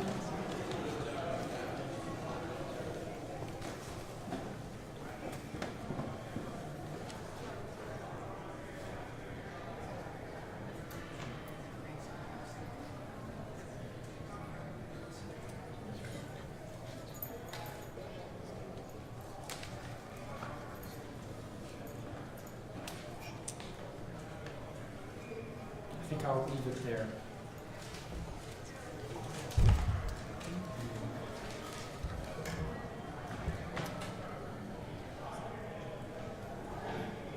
Hello? I'll give just a moment, Ms. Berry. Hello? Just a moment. So we have. I'm here. I think you can't hear me. We have at the table Reginald Mathis, J.P. Simkowitz, Greg Ackerman, and Karen Wood. And we have online Bernadette James, Cora Masters-Berry, and Greg Harrison. And I think Ms. Berry cannot hear us, which is a challenge. Mr. Mathis, 3 minutes. Good afternoon, Council Chair, Minister, and members of the Council. My name is Reginald Mathis. I'm a native Washingtonian and small business owner, and someone who spent years advocating to reduce gun violence in our city. I named my company More Than One Way because I believe deeply that there is more than one way to fix what's broken in our community. But almost all of that starts with opportunity. That's why I fully support the redevelopment of the RFK Stadium site. I see this budget not just as a plan for infrastructure, but as a strategy for prevention. We can't police our way to safer communities. We need to build them. The investment in the RFK campus, coupled with vision for mixed development and return our city's football team, is more than nostalgia. It's about civic pride. It's about jobs. It's about creating a destination where families from every ward can gather, work, play, and heal. I envision an urban sports oasis, a place where a young person can train in state-of-the-art facilities during the day and walk past retail shops, restaurants, and parks at night. Where a returning citizen can find a job on a construction crew or as a vendor, where generations of Washingtonians can come together, not in grief, but in celebration. If we want to reduce violence, we have to reduce hopelessness. This budget invests in hope. It puts our people to work. It gives our kids a place to go and something to believe in. And it reminds us that Washington, D.C. is a city worth fighting for and a team worth cheering for. Thank you. Thank you very much, Mr. Mathis. I believe Conchita Mays, Keona Jones are not here. Bernadette James, who's online.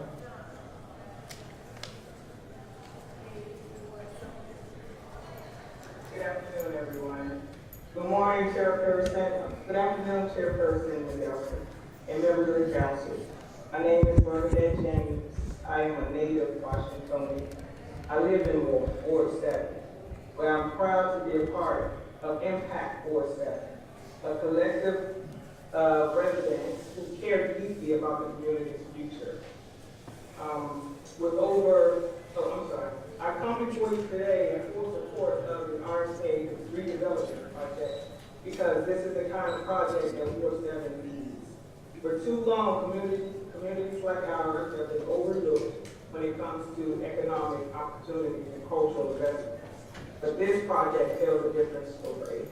With over $700 million in public infrastructure investment on RFK campus, including $500 million for horizontal development, this budget brings real potential for good-paying jobs, construction contracts for small and local businesses, and permanent retail opportunities.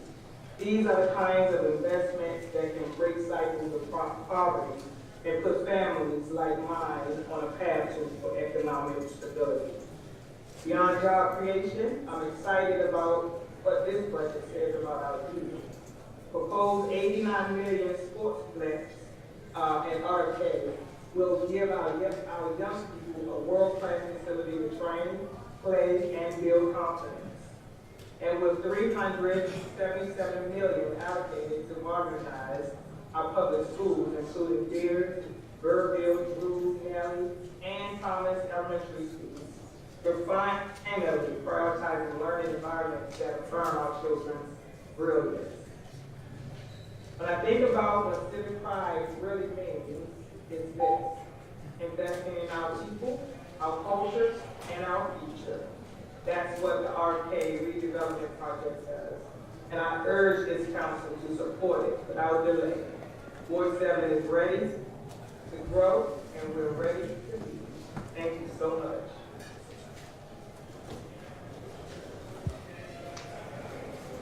Thank you, Ms. James. Commissioner Simkowitz? Microphone. Thank you, Chairperson Mendelson and members of the council. My name is JP Simkowitz. I'm serving in my 4th term as ANC Commissioner for Single Member District 3D07, which includes the Foxhall neighborhood in DC. I'm a 5th generation DC resident. My grandparents grew up around the RFK site. I speak in support of Mayor Bowser's plan for the RFK Stadium site.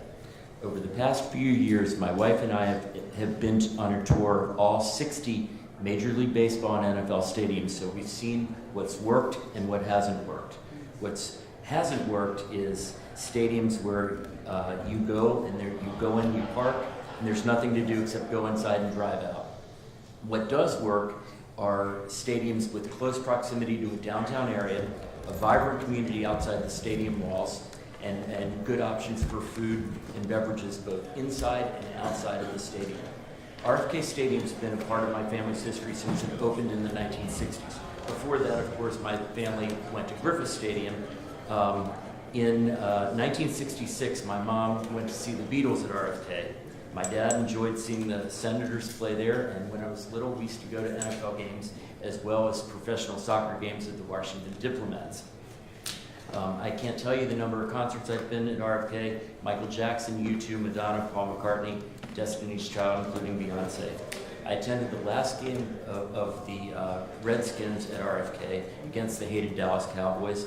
And when we moved over to FedEx Field, I walked into the stadium on the first day and I said, this place is terrible. There's nothing to do there. This is not going to be the situation when Mayor Bowser's plan goes through. We're going to have a vibrant community over there, and it's something that I strongly suggest that the council support. Thank you. Thank you, Commissioner. Dwight Reds, I believe, is not here. Greg Ackerman? Thank you, Council Chair Mendelson and Committee Chair McDuffie, for the opportunity to testify. My name is Greg Ackerman. I'm the president of the Baltimore DC Building Trades. Our affiliates represent more than 30,000 construction workers across Maryland, Virginia, and the District of Columbia. The Building Trades supports the Council's decision to remove the redevelopment of the RFK campus from the BSA and treat it as a separate piece of legislation. We also appreciate the improvements to the deal that Council Chairman Phil Mendelson has been able to negotiate with the Commanders ownership team. However, we feel the deal needs some further improvements building on top of what Chairman Mendelson has negotiated. Specifically, the deal before the Council still does not include construction and post-construction labor agreements, specifically for the 2 commercial parcels described in the term sheet. These 2 parcels will be leased to the Commanders to develop at $1 per year, and they're slated to include a mix of hospitality, office, retail, and housing. To date, the Commanders ownership team led by Josh Harris has not signed any labor agreements for the commercial parcels. And given the structure, we believe that the district has proprietary interest over these parcels. In contrast, the Philadelphia 76ers ownership team, also led by Josh Harris, reached agreements covering ancillary parcels for their 76th Place Arena project. Why are we being treated differently in the District of Columbia? Don't the residents of the district deserve the same labor standards and worker protections that sports teams are willing to negotiate in Philadelphia? The answer is yes. With the first vote scheduled for this Friday, time is running out for negotiations with the team. And for this reason, we think the best course of action is to amend the legislation to require construction and post-construction labor agreements covering the build-out of the commercial parcels. Labor agreements will ensure that the commercial parcels produce quality, family-sustaining jobs and prevent wage theft and other forms of worker exploitation. The RFK campus is now owned by the district. Even with the revenue streams that Chairman Mendelson negotiated, the amount of income that the city is foregoing is significant. In return for these subsidies, residents deserve labor agreements and worker protections on the commercial parcels. We are happy to work with you on amendments, and thank you for the opportunity to testify. Thank you, Mr. Harrison. I believe Patrice Bowman is not here. Ronald Craig, Harold Red, Stephanie Campbell. I'm pausing to see if they're online. Cora Masters Berry was here, but she seems to have dropped off. Greg Harrison. Mr. Harrison, you're online. Yes, I'm here.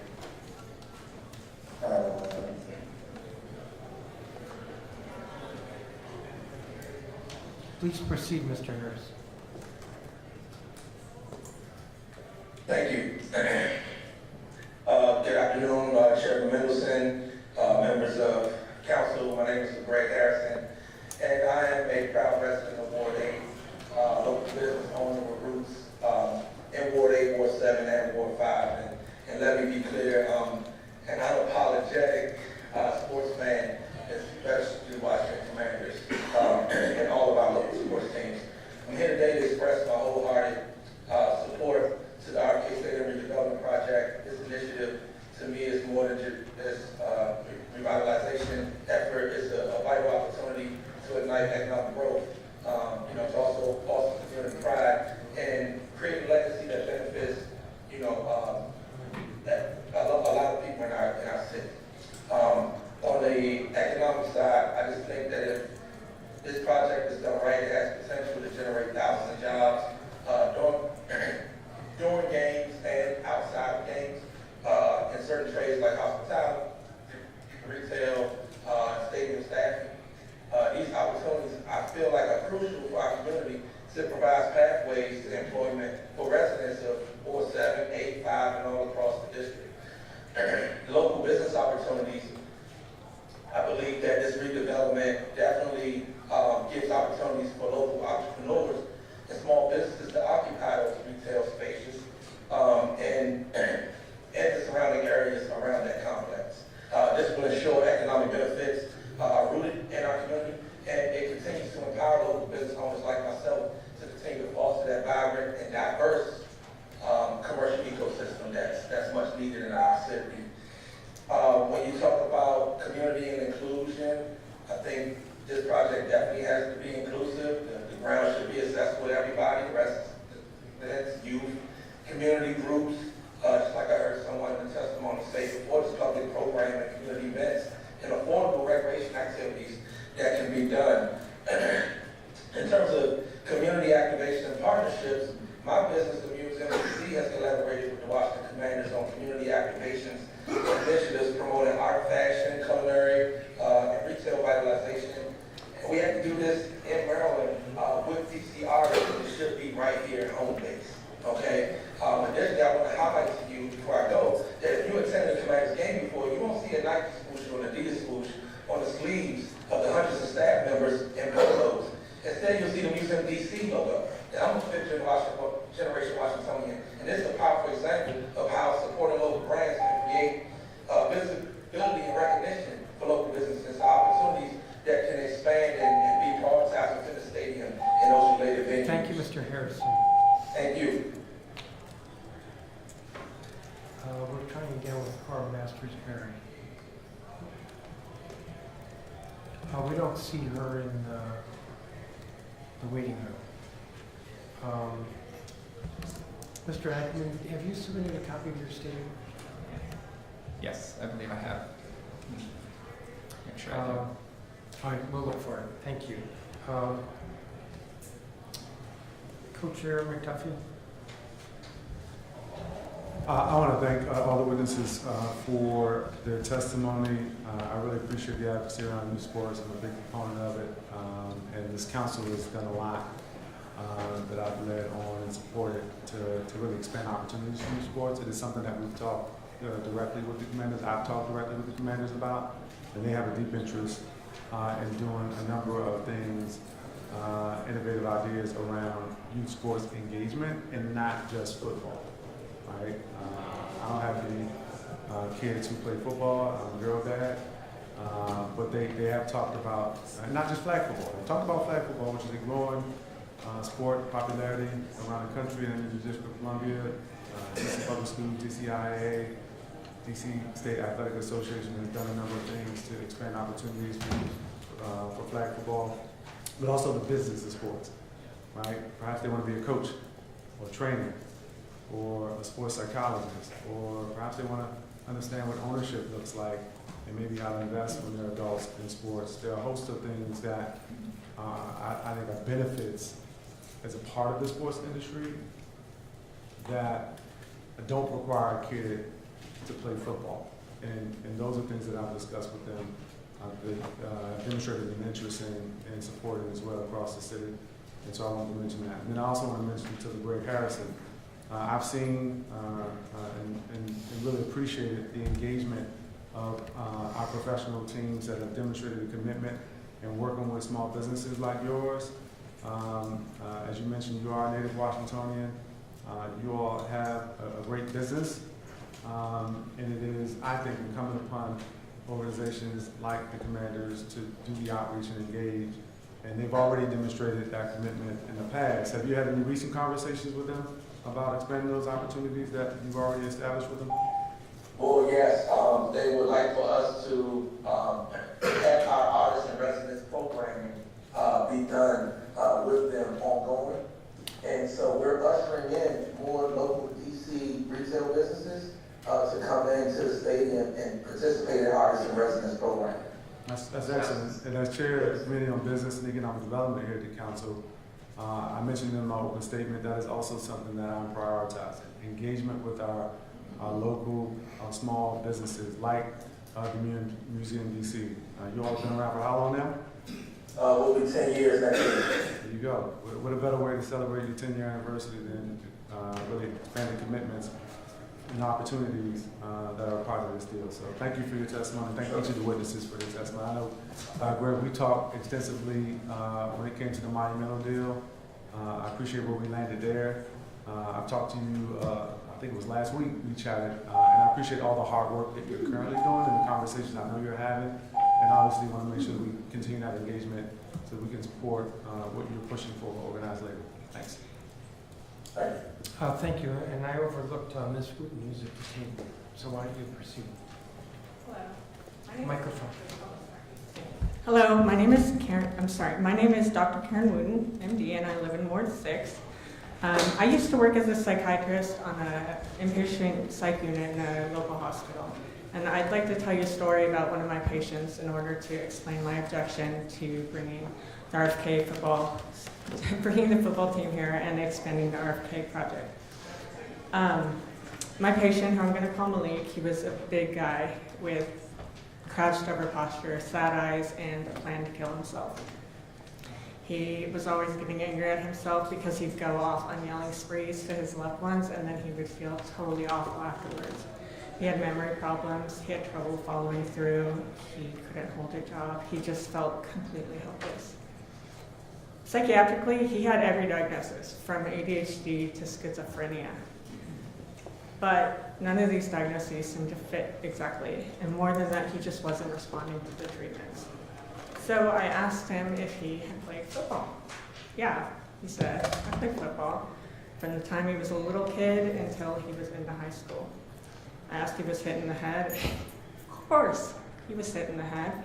He even had 2 concussions. He was seen at National Hospital, gotten brain scans, but he forgot to follow up in the concussion clinic. Turns out that Malik did not have ADHD or schizophrenia. Malik had symptoms from brain injuries that were caused by playing football. It is no secret that football causes brain injuries. Most people know that football includes head collisions and that head collisions can cause concussions. But what people sometimes don't know is that even if a player never gets concussions, or even if a kid who wants to be an NFL player never gets concussions, the repeated hits to the head over and over and over cause damage to the brain tissue. So when we watch football, we are literally watching people give each other brain damage. Watching people give each other brain damage is not okay. It is not okay to profit from watching people give each other brain damage. It is not okay to subsidize giving people brain injury. And this is why I'm opposed to the stadium. I believe it is not okay to support a sport that gives people brain damage. I want you to think about Malik.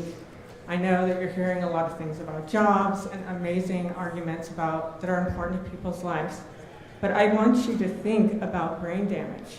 That kid was only 19 years old, and he has an entire life ahead of him dealing with this disability. He has to deal with brain damage every single day from a game, from this game, from football. Thank you, Ms. Wooten. Thank you each of you for your testimony.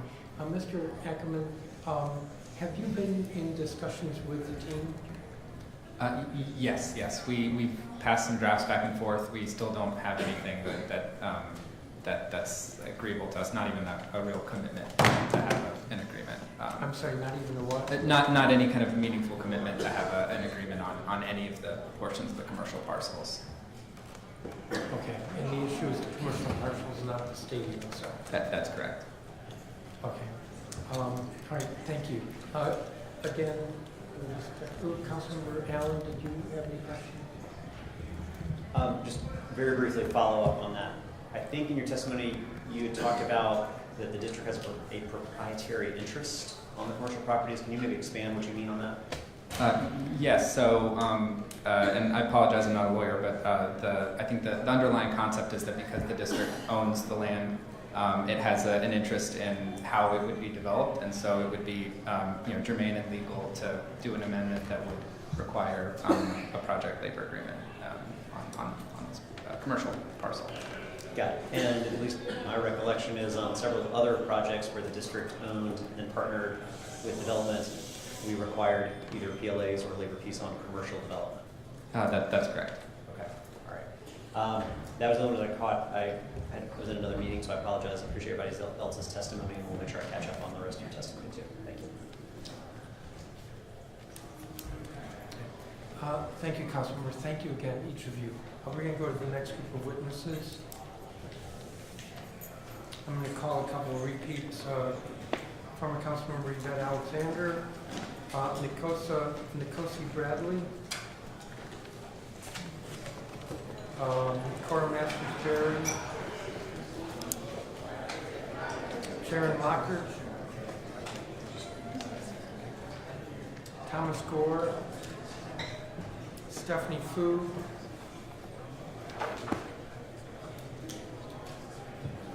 Alexis Fu, I believe is online, Delonte Powell, Jonathan Glass,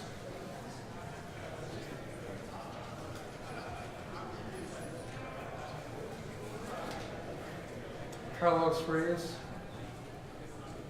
Nick Cementelli, Ed Lazier, is in person, Kathleen Lanfield, is in person, Denise Artemel,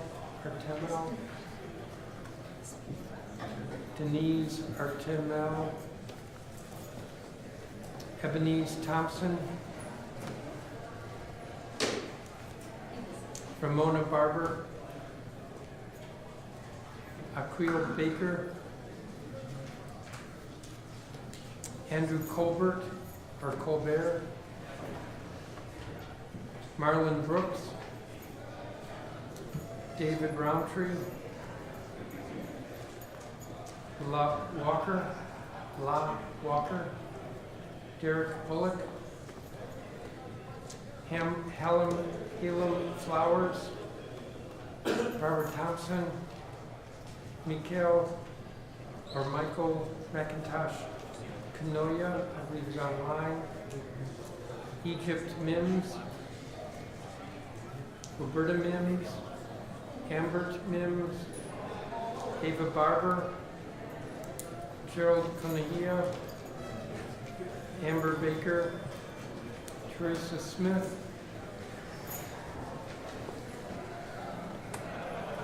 and Florestine Jones. Sir, you are.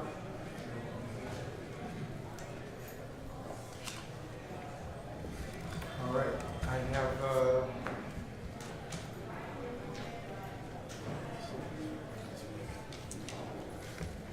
starting with witness 30, I just went through witnesses 30 through 57, starting with witness 30, Stephanie Fu is online.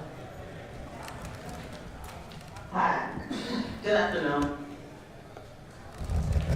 Thank you for the opportunity to testify. My name is Stephanie Fu. I'm a Ward 8 resident, born and raised here east of the river. I'm a proud educator. I work at Cedar Tree Academy, which is a public charter, and I'm a mother of 2 boys. I'm also the co-owner of Armstrong Custom Signs, which is a small Ward 8-based CPE business that's been serving the city for over 40 years. I'm here in support of the RFK campus redevelopment legislation, specifically because of the private sector leadership embedded in this deal. The Washington Commanders' decision to commit $2.5 billion to the stadium and surrounding mixed-use development is more than a headline. It's a demonstration of real investment in the city's future. It is great to see private partners carry such a significant portion of the cost, nearly 3/4 of the $3.65 billion total. In an era where cities across America are being asked to subsidize stadiums with public dollars, DC is doing something different. The Commanders are investing their own capital in a project that will not only benefit their team, but also spark broader economic development. The level of commitment gives me, as a business owner, confidence in the long-term viability of this project. It tells me that the commanders aren't just planning for a stadium, they're planning for a destination. And they're not waiting for the city to carry the weight of making it happen. With public funds fed from stadium construction, the city has greater freedom to direct dollars towards vendor support programs, infrastructure, and access. That's how you create opportunities for businesses like mine to engage, compete, and win. I urge you to pass this legislation and support this great alignment of private capital and public benefit. Thank you. Thank you, Ms. Fu. Alexis Fu, I'm told will not accept. Jonathan Glass. Mr. Glass, please proceed. Yes, greetings. Dear Chairman, Ms. Hall, and the members of the council, I want to thank you for the time and effort that you've been putting in to assure that this process is done fair for the citizens of the community in an equitable manner. My name is Jonathan Glass, and I am the owner of Dream Health Group, a small business on 700 Pennsylvania Avenue that is dedicated to the wellness and community health right here in Washington, D.C. I write today in strong support of the RFK redevelopment and the return of the Washington Commanders to the district. This project is about more than just football. It's about the future of Washington, D.C. The proposed plan includes a world-class community sportsplex, thousands of affordable housing units, and a commitment to year-round activation of the RFK campus. That means new public space, programming for families and youth, access to health and recreation facilities, and revitalization of a key part of the city. We can't just ignore what we've seen happen at the wharf. I know firsthand as someone who worked in the first industry for close to 2 decades in the CIA black site. There were no grocery stores, there were no restaurants, there was no place for kids to be active, and there was no growth in the city. The redevelopment will help stimulate inclusive economic growth, spark new community partnerships, and draw long-term investments into areas that have long been underserved. The sports complex in particular can become a family development for the youth, mentorship, and health education, offering young people a safe and positive environment to grow and thrive. In addition to the return of the commanders, this will boost local tourism and economic activity throughout the year. That's just on game day. I urge the council to support this transformative project. Let's move forward with a plan that builds equity, supports community wellness, and creates a more vibrant and united Washington, D.C. I thank you for your time. I thank you for your effort. And I thank you for your consideration. Thank you, Mr. Glass. Alexis Fu. Hello, good afternoon. I'm having a little bit of issues with my service. Give me 1 second. All right, good afternoon, council members. My name is Alexis Fu, and I'm a Ward 8 resident.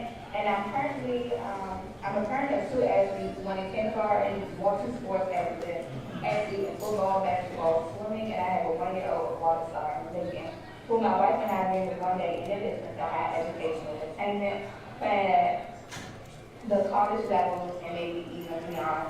I support $1 as a royalty budget because it puts forward real solutions for families like mine. The planned sports flex at RFK is not just an amenity, it's a game changer. It gives our kids access to top-tier facilities without having to leave their communities. It creates a space where they can compete, be seen, and be supported. But what I love even more is what the project needs to fulfill. It's about economic equity and job creation. I'm talking about construction jobs for returning citizens, contracts for black-owned businesses, career pipelines for our young people. This is the development that can employ a generation and not just to entertain them. Too often, Ward 8 is talked about in terms of what it like. This budget says we are worthy of investment. We are ready. I urge the council to support the Brody through budget, and that is a city building pride, opportunity, and economic power easily delivered. Thank you. Thank you, Ms. Fu. You're welcome. Carlos Reyes is online.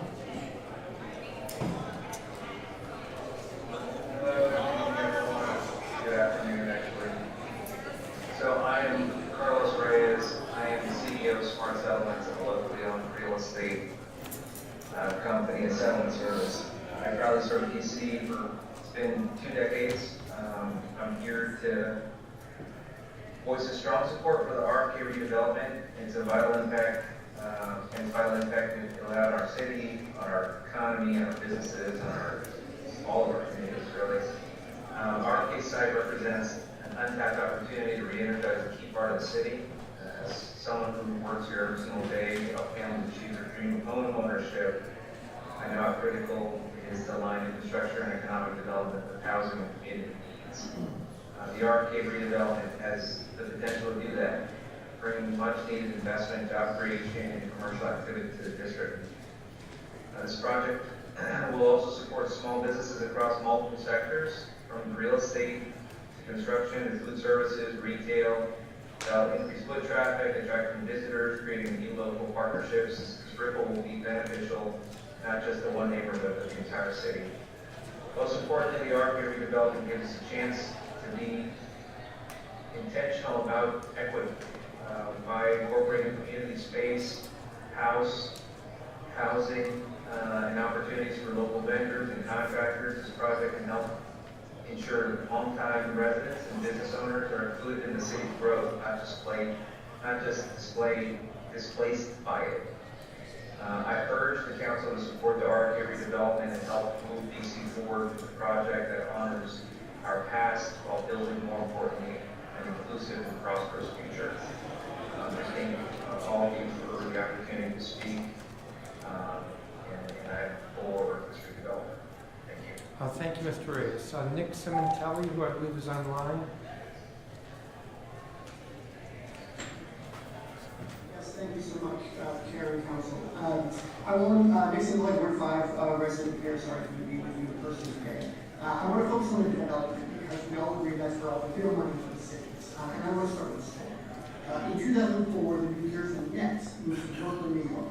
New York City leaders saw this as a transformational movement to bring the professional team back to the borough, which had been not run for 55 years since the Dodgers won. Along with the radio arena, city officials saw the opportunity to revitalize the neighborhood in housing, office, retail, whole mixed-use neighborhood. That was 21 years ago. What happened since? The arena got built. The housing is still not finished. That is right. 2013, District of Columbia signed a deal with DC United for a new soccer stadium. Included in the deal is free land that we give the team for the parcel immediately next to the stadium called Parcel B. It's a green lot to the east. It's supposed to be developed into mixed use with affordable housing. But when the papers are signed, DC United doesn't start developing the lot. They wait. They built the stadium first in 2018, and then in 2019, they finally sell the rights to Parcel B to a normal developer. But importantly, they do not pay your tax on the subsidy. The $1 a year rent that we gave so that they could pay for the affordable housing, they seem to have pocketed that. And the new developer they sold it to went back to the city to ask for additional money to pay for the affordable housing that you're supposed to subsidize in the first place. And that still wasn't enough. The developer still hasn't been able to get financing for the market rate, and so the lot is still empty. The supposed anchor effect has been the opposite. We're still waiting on the excuse to come here on our field 7 years later. What's the common thread? Sports teams are not housing developers. Regular developers invest money in a project, and they don't get a return until it's done. They have to pay taxes on the land every year. They have lenders demanding their money back. They have the right financial incentives to get it all done. If the housing is the city's priority, we just can't hope the commanders will get it done because it lines up for them. And penalties and clawbacks are really common. Once you sign that check, the money is gone. You have two real options. One, you can copy your neighbors in Virginia, set up your subsidies as reimbursements after the team delivers the goals. Once the housing is built, for every quarter of the housing, they can get reimbursed for the construction costs of the city's government. Or then they can get the tax dollars for the ticket tax. If they're serious about their commitment, there should be no problem. Number two, the better solution, just cut out the middleman. The stadium will have the same impact on development, whether the Commanders are the developer or not. The city is already going to control development on Demon Park parcel next door. Just extend that to the whole site. Let the Commanders focus on their priority, which is the stadium, and let the district find real developers who will make the housing their own priority. Related to this, you really have to strike the interim parking agreement in the term sheet that lets the team use the mixed-use site as parking as well. That's a really bad incentive that's going to let them focus on getting more cars and getting revenue from it, even without housing. Second, the parking garages are really killing this deal. According to the council budget office, each garage cost the city almost $700 million in lost tax revenue over 30 years. Mr. Cementali, I'm going to have to cut you off. Thank you. And of course, you can submit your statement in writing. Next is Mr. Lazier. Right.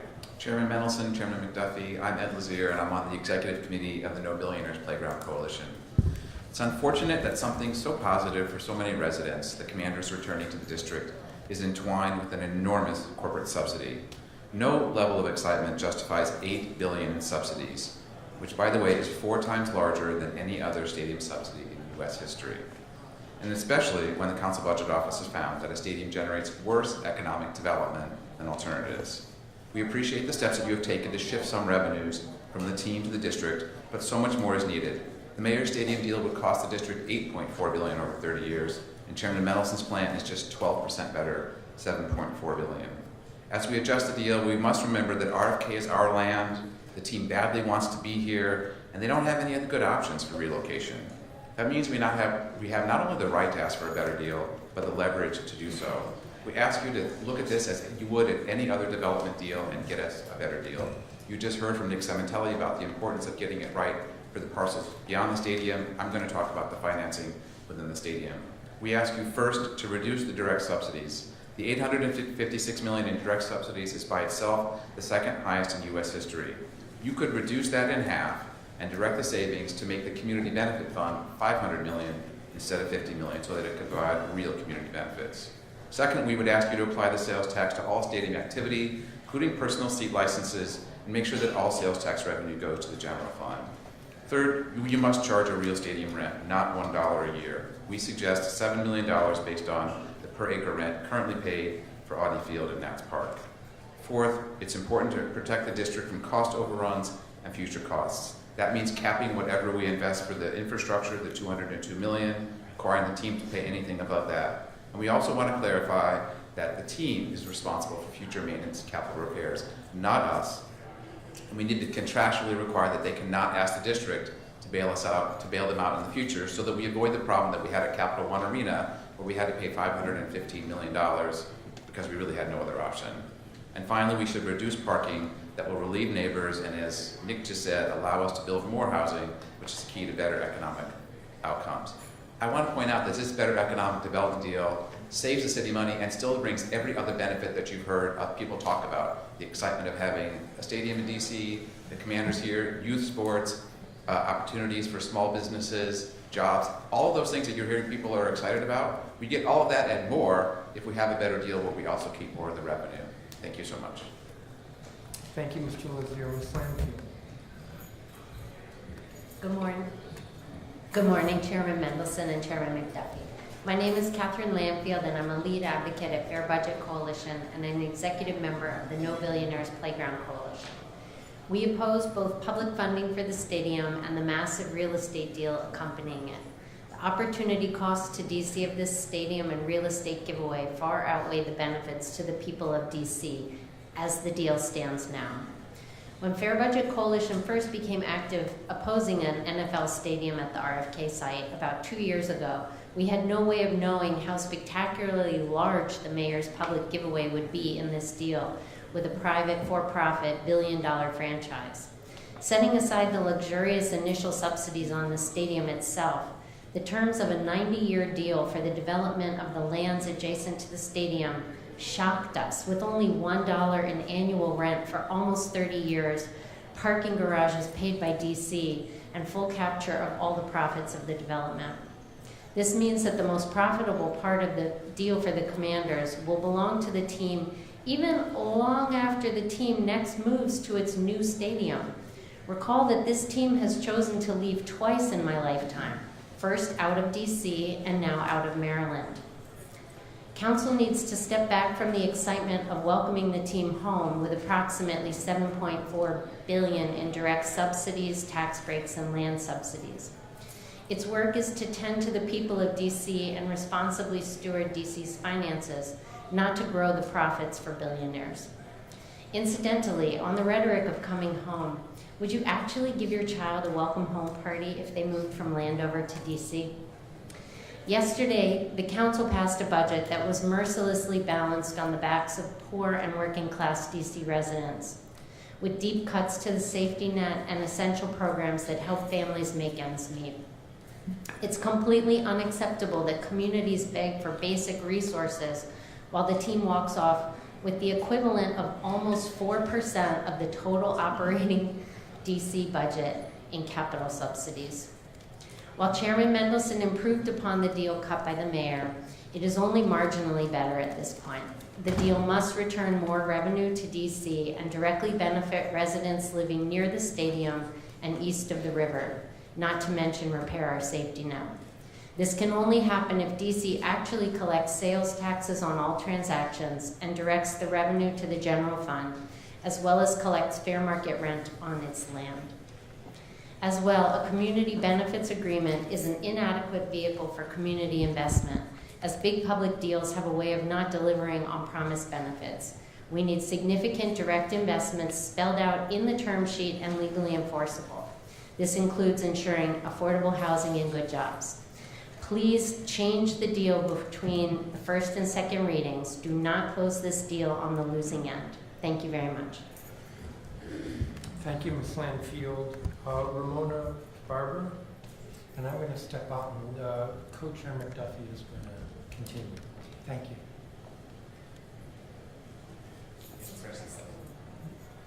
Sorry. Good afternoon, Chairman Mendelson and members of the council. My name is Ramona Barber, and I am a proud fifth-generation Ward 8 resident. I have deep roots in this city, and I can still remember the days when the DC Inter-High Football Championship games were held at the RFK. Those games brought the entire city together, families, neighbors, alumni, all united in pride for our schools and our community. That spirit of togetherness and celebration is something I've never forgotten.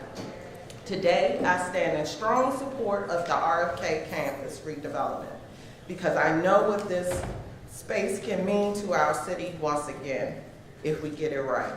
The project is not just about sports. It's about building affordable housing that allows families to stay in the neighborhoods they've called home for generations. It's about creating culture spaces where our stories are told, our talents are showcased, and our communities feel seen.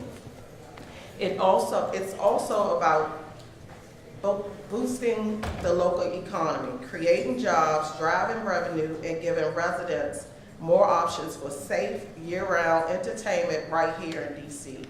We deserve that. Ward 7 and 8 deserve that. RFK has always had the power to bring people together. With this redevelopment, we have a chance to bring the power back in a way which benefits everyone. Please vote in favor of the RFK campus redevelopment. Let's honor our history while building a future rooted in equity, opportunity, and community. It's now or never. Thank you. And thank you so much for your testimony. Next, Gerald. Good afternoon, Chairman McDuffie and members of the council. My name is Gerald Colahia, and I have the honor of serving as the Chief Executive Officer of Community College Preparatory Academy, the first adult public charter school east of the Anacostia River dedicated to preparing adult learners, many of whom were underserved by the traditional K-12 system for entry into career pathways that lead to sustainable, independent lives. I'm grateful for the opportunity to testify today on the critical nexus between our workforce training efforts and the significant short and long-term economic revitalization stimulated by Bill 26-288, the RFK Campus Redevelopment Act of 2025, and the potential return of an NFL franchise to our city. At CC Prep, we help adults acquire certifications, digital skills, and soft skills required to access lifestyle-sustaining careers and jobs that allow them to leave behind unstable work and begin contributing meaningfully to the city's tax base, public life, and intergenerational prosperity. We've seen the impact. A former CC Prep student earning $14 an hour now working as a union-certified facilities technician, making over $30 an hour. That kind of economic mobility stabilizes families, reduces public dependency, and expands the middle class, all of which are critical to a thriving DC.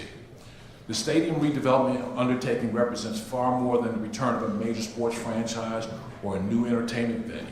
Its capacity to shift the trajectory of underserved families, particularly those living in wards 5, 7, and 8, by creating long-term, well-paying employment cannot be underemphasized. Our graduates have already demonstrated that when residents are equipped with market-relevant skills, local hiring rates improve, unemployment and underemployment are reduced. As the RFK's development impact accelerates, we stand ready to scale our offerings to meet the growing demand. In closing, we urge the council to approve CB 26-288 and support the stadium redevelopment project for its impact on the space and ensure transformational benefits and opportunities for residents and workforce, residents and the workforce of wards 5, 7, and 8. Thank you for your time and your commitment to inclusive economic growth. I look forward to working alongside the council and community partners to make this vision a reality. Thank you. And thank you so much for your testimony. Our final witness on this panel is somebody I'm delighted to see, Ava Barber. I'm glad you could make it down to make your voice a part of this hearing. Look forward to hearing your testimony. Thank you. My name is Ava Barber. I am a local artist and incoming freshman at Tulane University and a proud resident of Ward 8. I'm here today to voice my strong support for the redevelopment of the RFK Stadium site. As a young person growing up in Southeast DC, I've seen both the challenges and the promise of our communities. I've seen how lack of investment can leave neighborhoods behind, but I've also seen how thoughtful community-centered development can uplift and inspire, especially for young people like me who are striving to create, lead, and give back. As an artist, I believe deeply in the power of space. Space to grow, space to connect, space to be seen and heard. The RFK redevelopment has the potential to create just that, a space for opportunity, for jobs, for economic growth, and for cultural expression. It could become a place where youth can gather safely, where artists can showcase their work, and where small businesses can thrive. The Grow DC budget and the vision for RFK represent a commitment to equity, progress, and inclusion.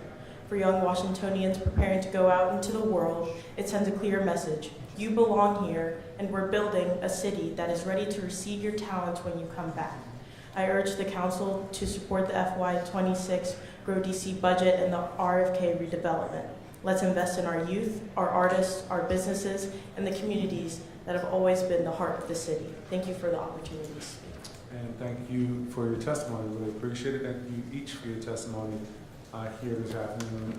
Ava, if I recall correctly, at the ribbon cutting, your art was featured, or is featured, in Cedar Hill. Is that correct? Tell me a little bit about that.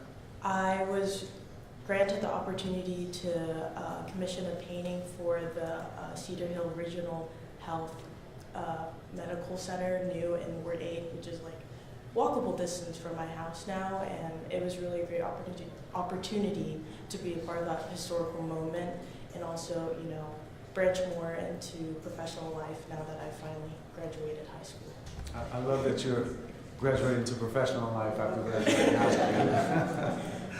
I really appreciate that, and I think it's just an example of how things can be done when the engagement is at a level where it should be, so that we're engaging people across generations in the District of Columbia. I appreciate all the testimony pointing out ways that we might be able to improve the deal that is being negotiated, but we certainly want to make sure that young folks have the opportunity to be included, whether they're artists, whether they're looking for jobs, and whether there's some other opportunity amongst the myriad of economic opportunities that should be associated with a deal of this magnitude. So thank you each for your testimony. Really appreciate you joining us today. I'll tell Casey you said hello. All right, we're going to turn to our next witnesses. Let's start with Amber Baker. Teresa Smith. Florstein Jones. Carmen McCall. Let me know if you're here. Carolyn Crank.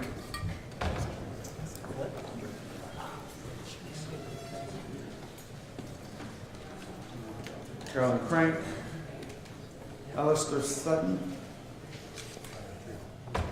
Lorenzo Sanders. Lorenzo Sanders. Diana Hibbs. Do not see Diana Hibbs. Sadie Proof. Sadie Proof. Do not see. Quentin Milner. No, Quentin Milner. Jimmy Jenkins. Do not see Jimmy. Rod Thomas. Don't see Rod Thomas. Oh, ma'am. You are, ma'am. Ma'am, you are.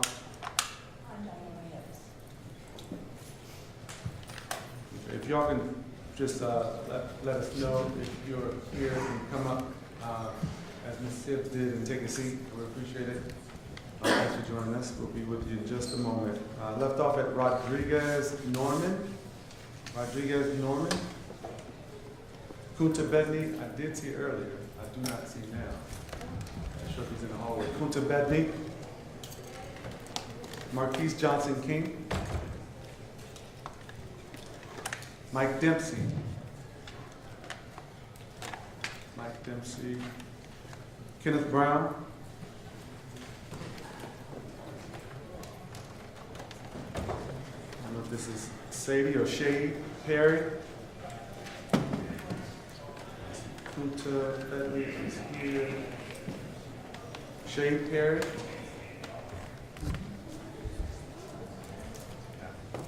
Kenneth White. Kenneth White. Eric Jones.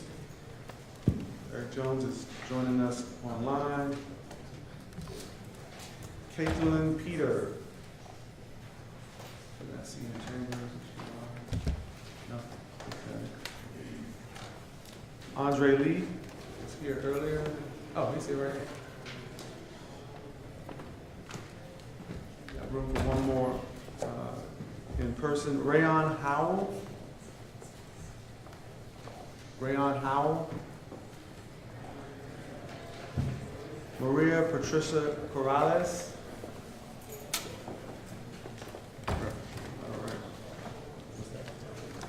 Okay, and I'll call Don Cook, who's joining us virtually. And I'll be the witnesses for our fifth panel.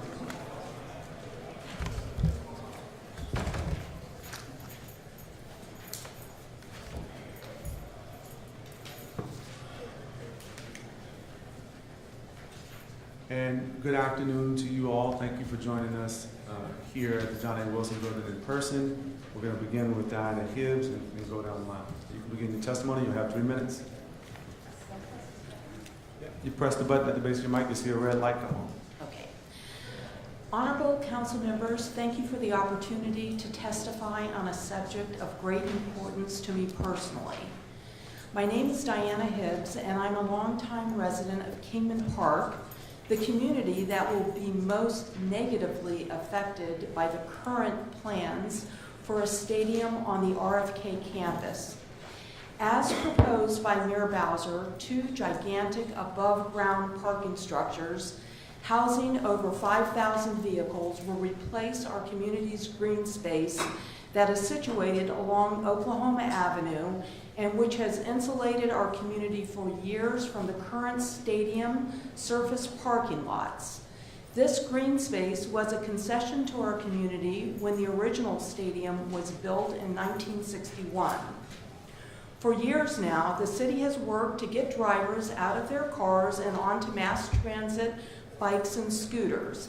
Investing millions in bike lanes, parking spaces have been removed, and streets narrowed, just like the protected bike lanes on C Street Northeast, leading to RFK and the 19th Street bike lane, which runs parallel to the RFK campus. Throughout the city, flexi posts have been taken away, perfectly functioning parking spaces. So why now is it a deal breaker if the city doesn't agree to give the NFL owners over 4 times more parking per seat than currently exists at Nats Park? If we must build a stadium, then make it a stadium that represents the future. The future is mass transit. Invest in a new metro infill station that will serve the Kingman Park and surrounding communities 365 days a year. Connect east of the river to RFK by extending the streetcar that currently runs from Union Station and ends at the RFK campus. The residents of Kingman Park don't deserve to bear the burden of 5,000 parking spaces in gigantic garages that will be an eyesore, take away the green space, create a concrete barrier to the Anacostia waterfront, and sit unused most of the year, not to mention the traffic, trash, and pollution that will follow. The football team says RFK is their spiritual home. They can prove it by spiritually connecting in good faith with the Kingman Park community and come up with a more sustainable and alternate plan for their parking garages. Thank you. And thank you for your testimony. Next. Good afternoon, Councilmember McDuffie and members of the council. My name is Kunta Benny. I'm a representative of the Eastern Atlantic States Region Council of Carpenters. I'm not just here as a labor representative. I'm here as a son of Washington, D.C. I grew up in this city. I know firsthand what it feels like to be overlooked, to be told the opportunities aren't there for you. But I also know what it feels like to be given a shot through the trades. Joining the Carpenters Union gave me a career, a pathway to stabilize myself, my family, and the tools to build a future, not just for myself.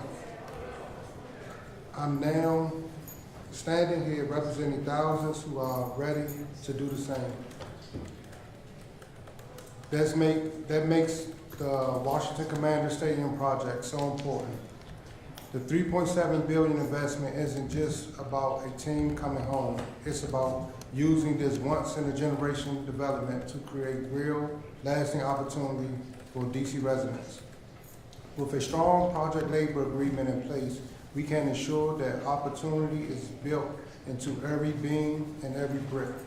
The Robert Bob report, commissioned by the leaders of the City Council, made it extremely clear that a project labor agreement is necessarily to control costs. On page 11 of the report, it states that the RFK Stadium project in Las Vegas, a project labor agreement and locked-in pricing via a early construction management helped cap public exposure despite an aggressive build time line. Remember, PLAs on the Frederick Douglass Memorial Bridge project where our union carpenters helped to ensure that the project was finished early under budget with a local hiring number of 43%. Our union was proud to recruit and train 22 DC residents on the St. Elizabeth Project Hospital. Imagine what an official partnership with union labor can do with $3.7 billion investment. PLAs ensure responsible contractors are hired. Residents are prioritized and apprenticeships are expanded. With the right framework in place, our union can train more than 1,000 DC residents before the first shovel hits the ground. These are good paying careers with benefits, pensions, and a future not just a temporary job. Imagine a young person in Ward 8 walking into the stadium site knowing that they are part of something bigger, that they are not just working, they're building a legacy the same way I was able to. The power of this moment. We are committed to training DC residents who want to learn. We are ready to build people. Mr. Betty, I'm gonna have to cut you off and turn to Eric Jones, who is joining us virtually.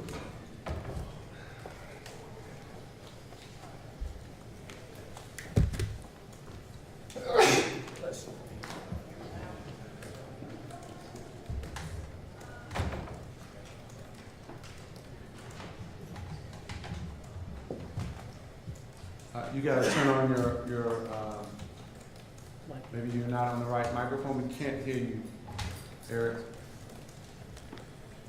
Looks like you're not muted, but I'm not sure why we're not picking up. We're gonna give you a moment to work on that. I'm gonna turn, while you work on that, to Andre Lee, who's joining us in person. It's great to see you. Good afternoon, co-chair, Councilmember McDuffie, and all other council members. My name is Andre Lee. I'm a native Washingtonian, living here all of my 68 years.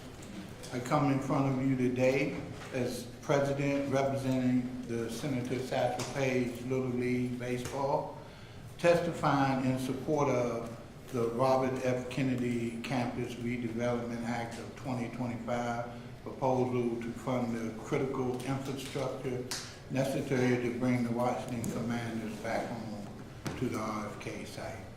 I've been president of this community-based organization since 1996, and we would like to see the team come back to RFK, first because of the economic and job creation it could bring to this much-needed area and city, providing residents an honest and meaningful chance for a living wage.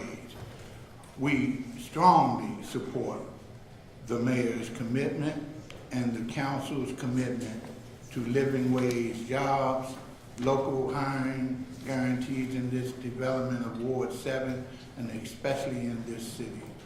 My understanding is this stadium deal is significant for its location at RFK Stadium site and the redevelopment of the area. In April 2025, a poll was conducted and 54% of DC residents supported the stadium deal to bring the Commanders back to RFK, and I'm one of the 54%. The Senator Satchel Paige are based out of Ward 4, Rice Hopper Field, located in Tacoma, and Ward 5, Fort Lincoln Field, located at Fort Lincoln Drive. The plan for the new stadium and new recreation facility proposed will help fellow Ward 7 and east of the river youth build stronger and healthier relationships in their community. Chairman, I'll end with this. We, the Senator Satchel Paige, believe that there's a lot of good things that come with this deal and arguably bad things with this deal, which we don't agree with. But we do think the good outweigh the bad. That's why we strongly support bringing the Commanders home. I'm gonna use one of the metaphors. We're at the 1 yard line, too close not to score a victory for our city. Bring the Washington Commanders back to the RFK Stadium site. Thank you for your testimony, Mr. Lee. We're going to turn and try again with Eric Jones, who's joining us virtually. You can unmute yourself and give your testimony. Can you hear me now? Yes, we can hear you now. Good afternoon, Councilman McDuffie, members of the council. My name is Eric Jones. I'm listed as a fourth-generation Washingtonian, Ward 4 resident, who has the honor of serving as Vice President of Government Affairs for the Apartment Office Business Association of Metropolitan Washington. Additionally, I'm a founding member of DC Youth Apprenticeship Advisory Council, upcoming member of the Apprenticeship Council in the District of Columbia, as well as a member of the DC Sustainable Energy Utility Advisory Board. Lastly, I'm also the Vice Chair of the Board of the Academy of Adult Charter School, which is the second largest adult charter school in the District of Columbia. Throughout my career, I spent a lot of my time working in workforce development. I am here today to provide testimony to this committee in support of the Robert F. Kennedy Campus Redevelopment Act of 2025. As a YOLA, we have several concerns as it relates to this development. While we are in favor, we know this must be done in an equitable and successful way, but it must be done in a way that makes sense for all. While our members have regional and national footprints, they all share a strong attachment to the issue, including as commitment to supporting applicants for district residents work on local projects, receive fair wages, and that projects are built with quality and the best value. This is how they run their businesses, and they expect our government to do the same, which is placing many of them responsible for funding this project. Unfortunately, this body is chosen against the collective labor of the union